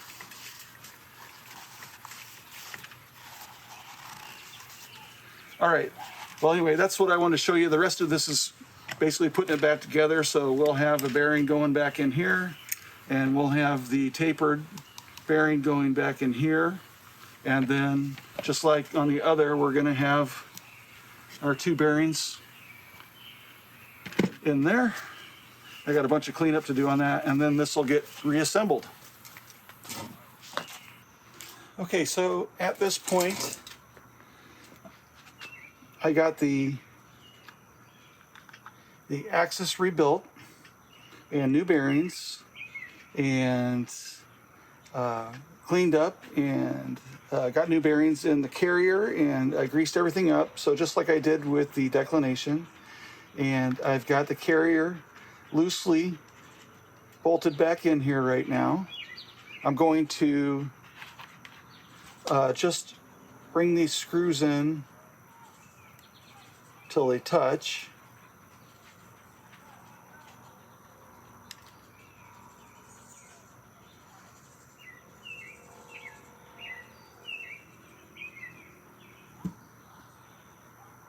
And just back them off a little bit, just so they're close.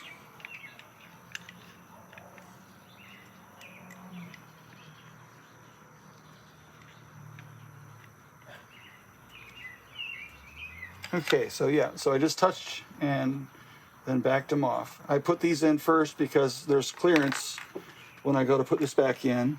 So I wanted to go ahead and show you the installation of the bearings into this, because it's a little bit different than the declination. So I'll do that right now. These are all cleaned up. And I'm just going to get a thin coat of grease in here in the journals.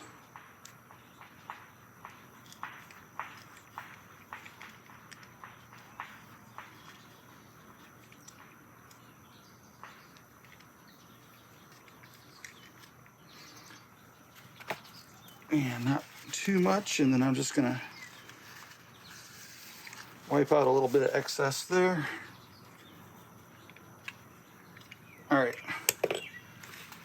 and I'll get the bearing prepared.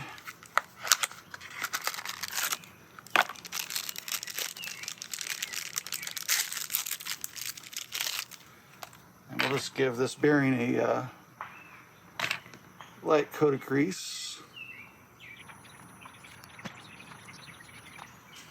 All right.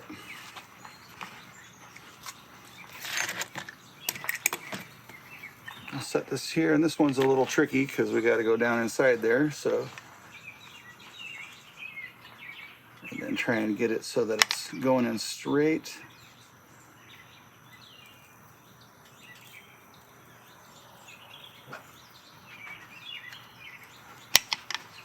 A little snug on that one, so I'll try again.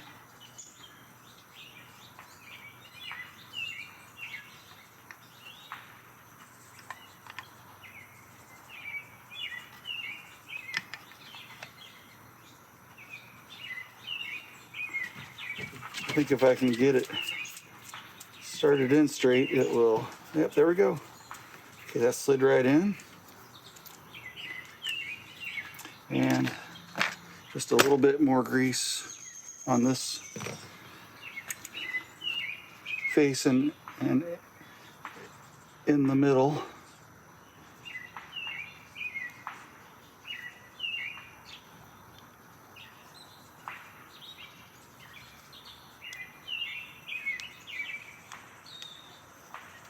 Okay, that should be good. And then we need to get the tapered bearing in on this side. So I will go ahead and get a thin coat of grease here. And wipe the excess out of the middle of that.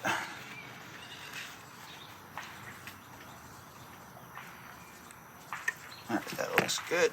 I'll get the tapered bearing. Let's get the race in.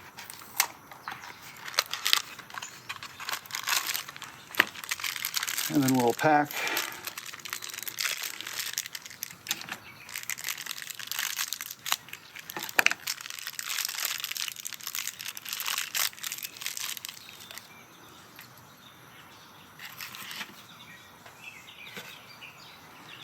Put a little grease on the outside of this. So hopefully it'll slide in easy. I had a little trouble on the tapered roller bearing on the declination side. So hopefully this will be a little smoother.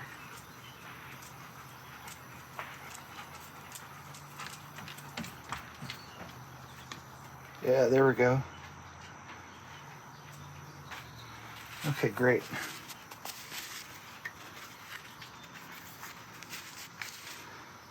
And then we're gonna pack this tapered bearing.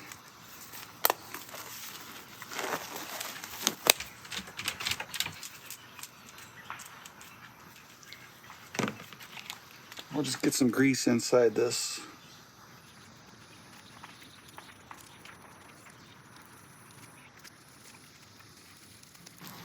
All right. Just do a quick little wipe for excess. And we'll slide that in there.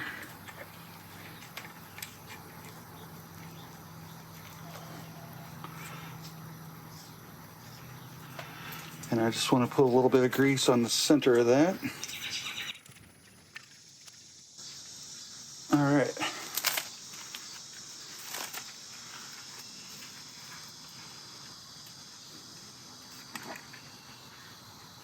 So now we can slide this carefully down onto the axis shaft.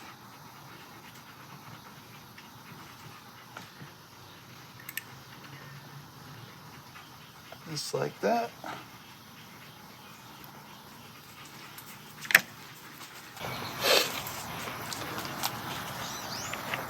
And we can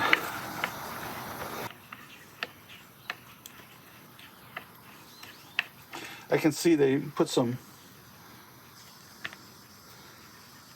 Loctite or something. Get that cleaned out. All right. So again, on this, I'm not going to tighten this all the way yet.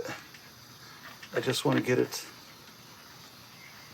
on here to hold it. And these carrier bolts, I want to just touch them on the bottom. I'm not tightening, just touching.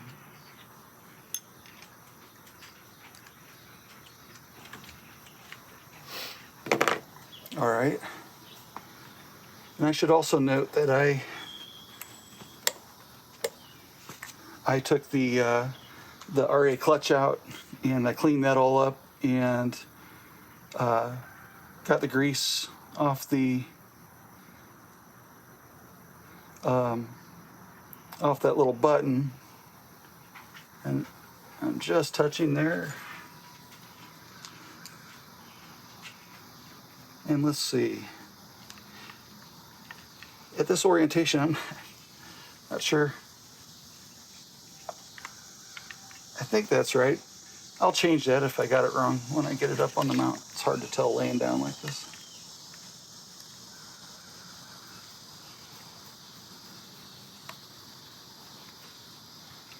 But I want to be able to lock that down for right now. And then I want to turn this over.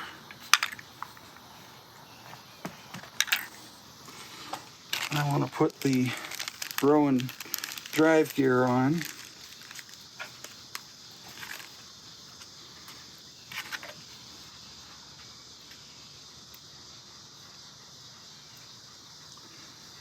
All right, so we'll get that on. Here's the flat right here. I want to get one of these on the flat.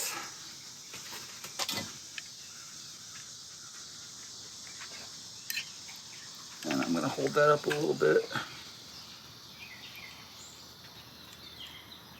I'll adjust this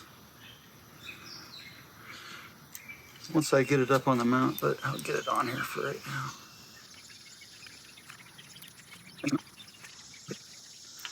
Okay, those are just touching. And what else do I have? I think I'll do everything else on the mount. So let me go ahead and get that set up, and then I'll move the camera. All right, so we're back up here on the tripod, and now I want to finish tightening this screw, and this is just pretty much hand tight. We don't want this over tightened at all. I'm going to give it just the slightest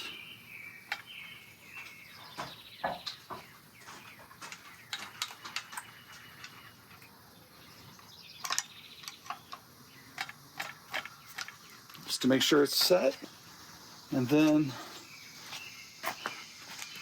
we'll tighten up these 3 grub screws.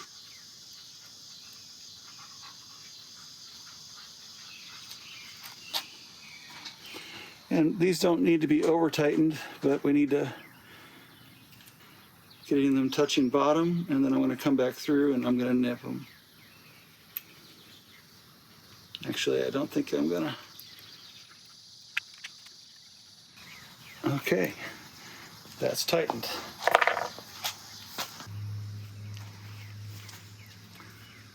So now we can put our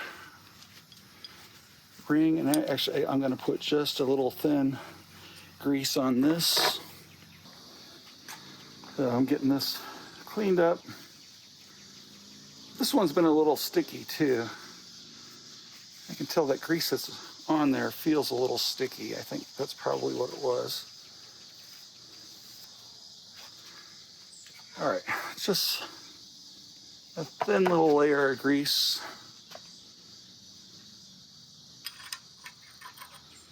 On this inside here, and very little.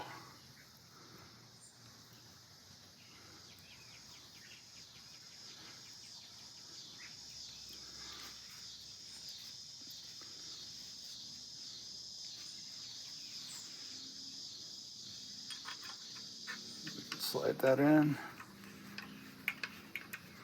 That feels good. All right, then paying attention to the side that the grub screws are sticking out, you might be able to see them sticking out on this edge. If you can tell, this side looks a lot like that side, so that helps to make sure you put this back on the right way. We'll screw that on. And this again is not very tight, maybe just hand tight. So I'm gonna try it with a rag here. I don't see why it would be necessary to tighten that anymore, because we have the set screws.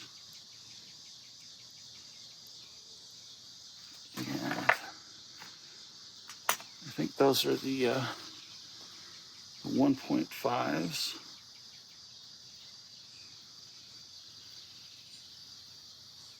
Just touching bottom.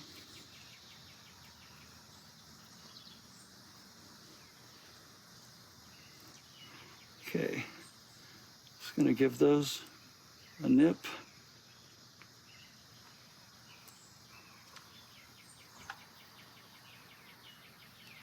Just like that.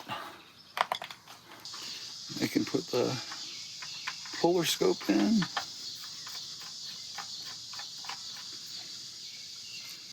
And the cover. All right, and we just have the 2 screws, which I'm actually going to leave out right now because we need to do the adjustment on the RA. So the first thing that I want to do is just, wow, that's actually feels like we're really close. So I'm going to carefully turn it upside down here.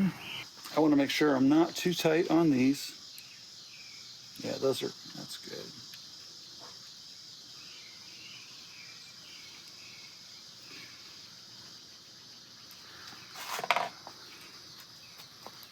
And the RA locked.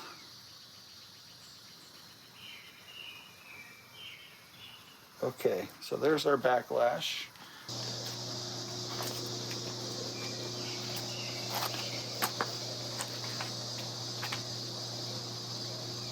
Okay, So I want to make sure these are touching on both sides.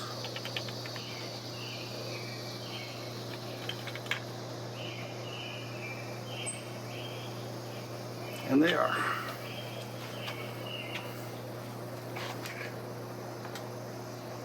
So you can see that movement right there. So that's what we're going to be working to get out. I'm not sure which way to go yet. So I'll start by tightening about a quarter turn there. So we can kind of get that, improve it. Loosen about a quarter turn.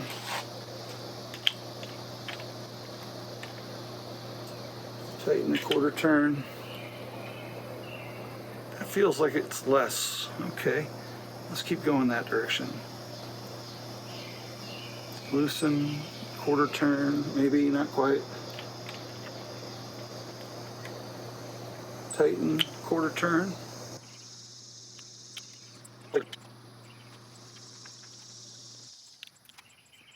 That feels like it's getting worse.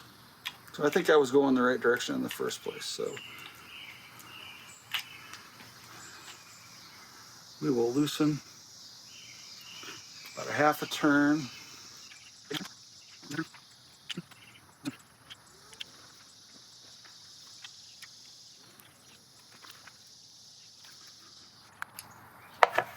I was just checking to see if those were too tight, but they weren't. I'm going to put this way for right now.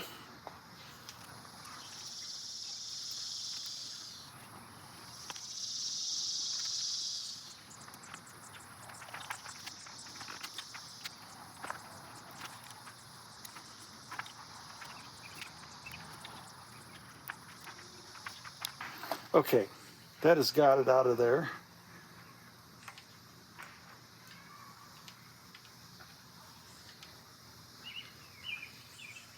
Hard to tell. We'll need to get it hooked up, but I think that's a pretty good rough backlash adjustment for now. And so at this point, we'll go ahead and get the electronics box screwed back in. Because I need to button this up for the night. And then when I come back for final setup, I'll loosen this up again. But this way I don't risk losing screws or anything. Okay, and the last thing I want to do here is get this gear adjusted.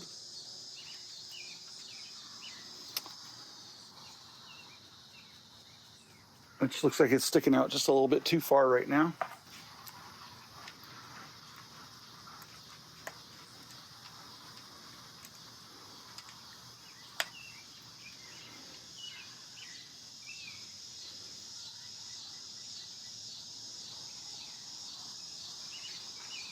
That looks like it's pretty close. Again, I'm going to go through a final where I look at everything. All right, little reposition of the camera, and we will take a look at getting this belt on. Oh, I did go and look, and this looks like it's pretty close to where it's supposed to be, based on some images I saw. So being that this is a bigger idler pulley on this side than here, it's got to be closer. But whether or not it's too close right now, I will find out here in just a moment. The main thing is that this belt doesn't rub on itself as it comes around. And if I see that it is, then that will tell me I have a problem. Okay, that went on pretty good. I think, so what I'm looking at is how close are we right here. I think that looks all right. Let's get a little tension on it. I like to use a flat screwdriver, and there's a little recess right here, and then you can just sort of get underneath the belt and just twist the screwdriver just a little bit, and that'll give you your tension. Just make sure that you're straight, because it is, if you get off to one side, you can sort of cant the motor, and we don't want that. So make sure you're in there far enough to push the motor straight. Which actually, I think this is working a little better on this side.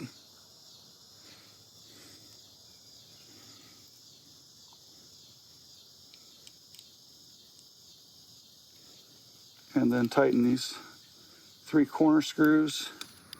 They're not all the way tight yet. I want to see if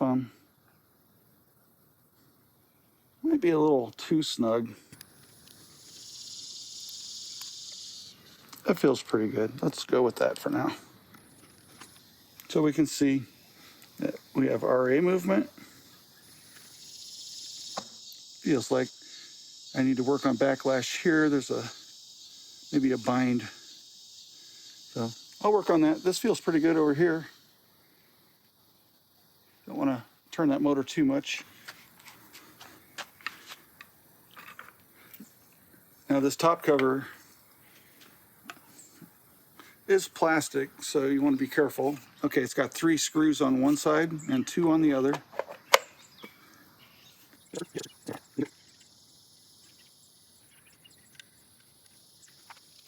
But as I was saying, careful not to over tighten these on the plastic, because it will crack. They don't need to be too tight, just snug them up.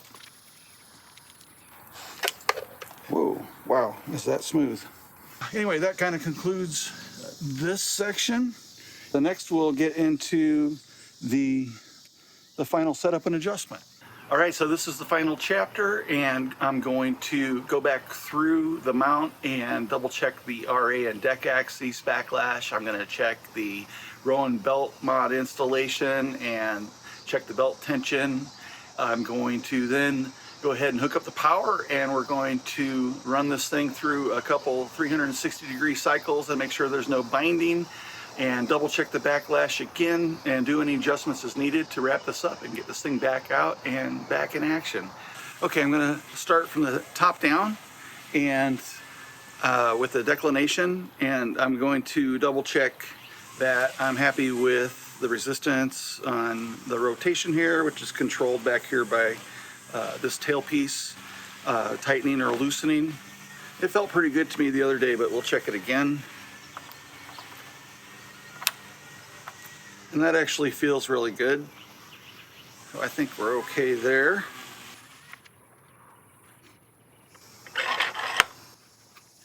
All right, and then I want to start looking at backlash. And you probably can't see it. There is the slightest little bit of backlash there. So I'm going to loosen up these 3 bolts just a little bit. Out of the way. And not much. I'm not going to take these out. I'm just going to, oops. I think I did that before. I keep grabbing the 4.5 by accident, and it's a 4mm. All right, and so I want to just have them touching, maybe like that.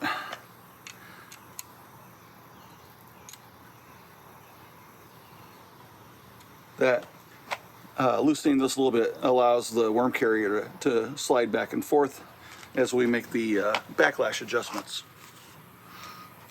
And so now we'll check that again.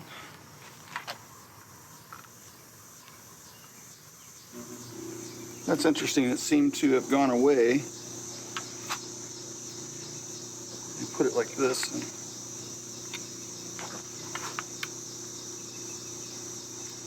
And now I don't feel it. That is interesting. I wonder if it's too tight. I think that I'm going to loosen this off just a little bit and come back into it. So there's about a 1/4 turn. Then I'm going to tighten this about a 1/4 turn. Okay, now I feel just a little bit. Now I'm going to back this off about a 1/16 of a turn. and tighten this one about the same. Still there. Very small rotations here. Okay, it's gone now. And let me make sure this is tight. Okay. And I'm not really like tightening those, I'm just making sure that they're touching.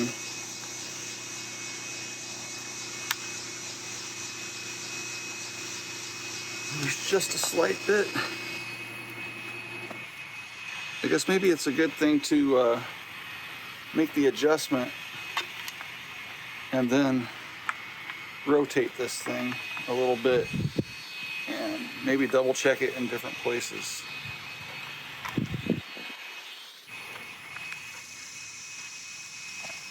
Okay, I'll go with that and we'll see how it does, if it's binding or not. Okay, we need to do the same thing now with the RA. I'm going to tighten those 3 screws back up. I suggest tightening these up incrementally in a pattern.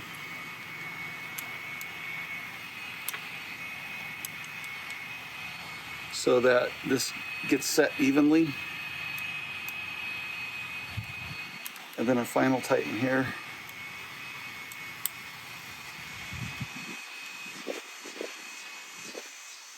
Okay, now we're going to do the same thing here to the, we'll check the RA and see if we need to do anything. Yeah, there's just a little bit of movement in the RA.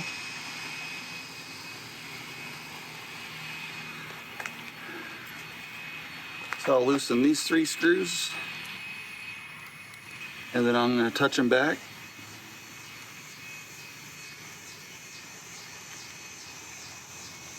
Okay. I need to loosen the control panel. All right, and I don't know if I got a decent picture in the camera of this the other day. Let me see if it's in frame. Yeah. So right down in here is that other set screw. That's why we have to loosen this up. So with the 3 carrier bolts loosened, we can adjust the RA on this, and so the worm gear, if I move towards the center of the axis with the worm carrier, then that's going to tighten up to the worm gear. And if I move it the other way, then it's going to loosen it. And right now we're a little loose, so I need to tighten the worm carrier this way. And I'm going to, these are push-pull, so when I tighten this top one, it's going to push it this way. But I have to loosen this back one in order to allow that to happen. So I'm going to loosen this about, I don't know, that was maybe 1/8 of a turn. And we'll tighten this one about the same and check it. Make sure the clutch is all the way down.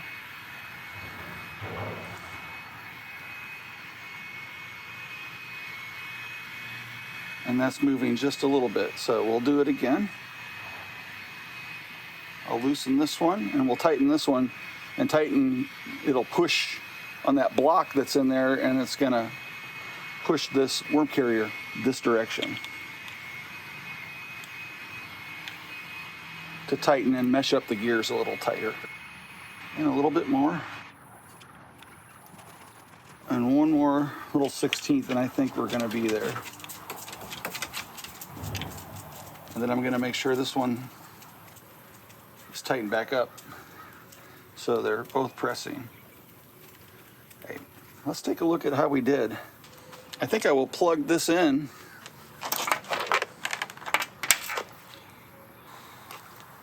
I'm just using portable power here.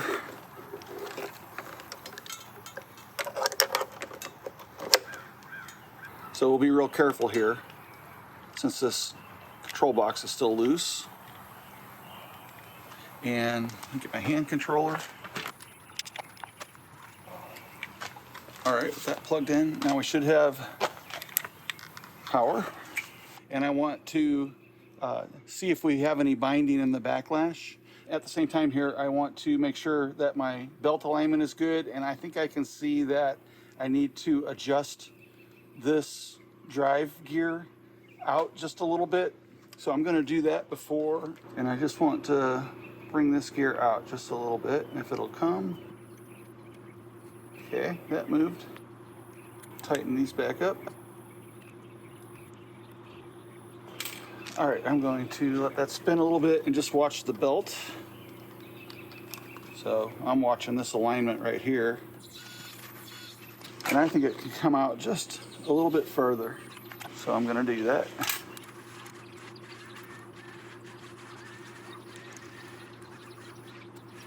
All right, let's see how that did.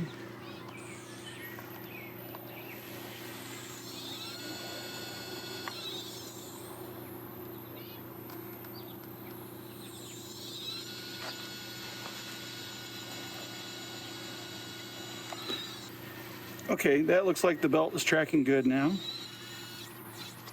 Now I'm going to do a quick double check that we've got everything tight here.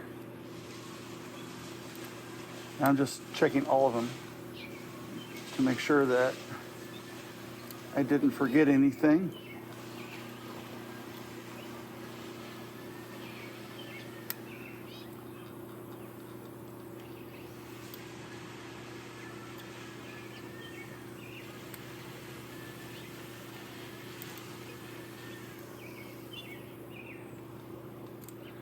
All right, and I want to check the drive gear set screws again and make sure those are tight, which they are. All right, let's go all the way around with the RA. And I'm checking to make sure the drive belt continues tracking. Anything from binding up against the electrical control box.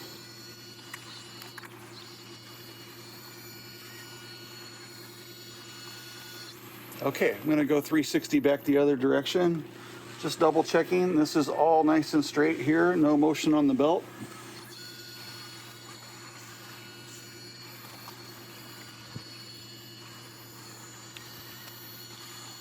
All right, a quick double check on the belt tension while we're here.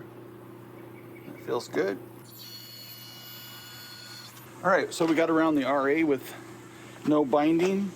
So I think that we're done with that. I am going to go ahead and shut this off, and we will button up the RA axis. I'll go ahead and screw the control panel back on. Okay, and we'll flip this over.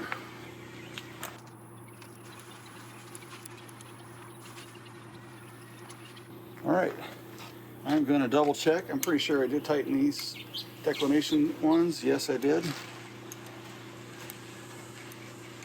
Always good to double check. There's lots of set screws and bolts to remember. Okay, and so on the declination, let's go ahead and run it through and see if we've got any binding.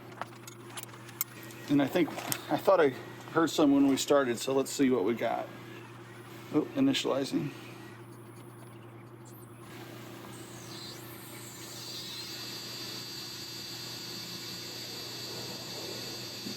Okay, no binding to begin with. However, I can see that I need to adjust my drive belt or my drive gear just a little bit. So I'm going to do that now. All right, and this needs to go in a little bit. Too much.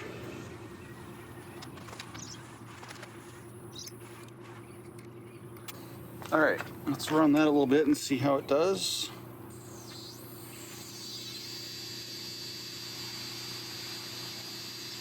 Okay, that looks like it's tracking really well now.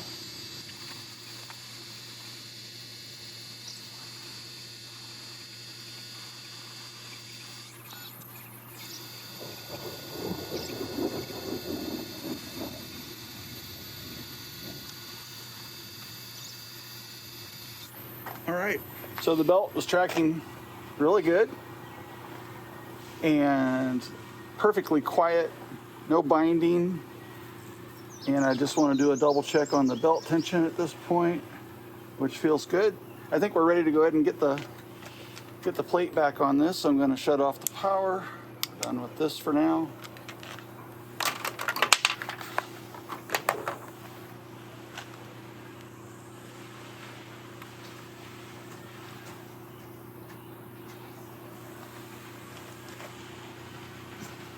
And I'm going to go get the plate and cover.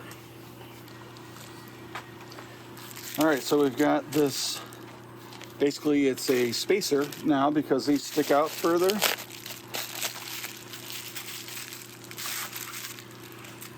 Which is going to go on here.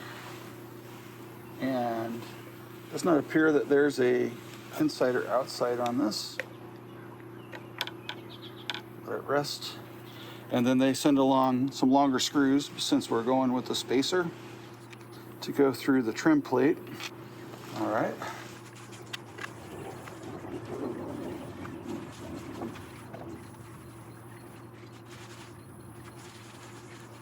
All right, and that completes the Hypertune and Rowan belt drive. All right, so anyway, hey, kind of a project for sure. I could have done it a lot faster, maybe in like one day if I wasn't doing the video and stuff. You know, I would probably allow a couple hours per axis plus another hour, maybe plan on 6 hours, you know, if you're going to not be in a hurry. And speaking of being in a hurry, it's going to start sprinkling here in just a second, so I need to wrap up. But anyway, I hope this video was enjoyable, and I hope that it was informative and it helps you in your project. It's definitely something that you have a little bit of mechanical knowledge that you can take it on, and I wouldn't be afraid of it, and just do it methodically and try to stay organized through the process and keep track of all your parts and screws and double check that you've tightened everything that you've loosened. I'm sure you'll succeed. With that said, in an upcoming video, I'll be going through an actual setup and session and seeing the results of this. So hopefully the proof is in the pudding, as they say. So without any further ado, I will do the obligatory spin of the RA axis to show you the free movement and spinning that I now have with the Hypertune. So thank you very much. I hope you like this video. Make sure and hit the subscribe button down there. It makes a huge difference. And give this a like, share it with your friends. If you know anybody that this video would help, that would be much appreciated. And anyway, thank you so much, and I really appreciate you. My name is Doug, and this is AstroAF.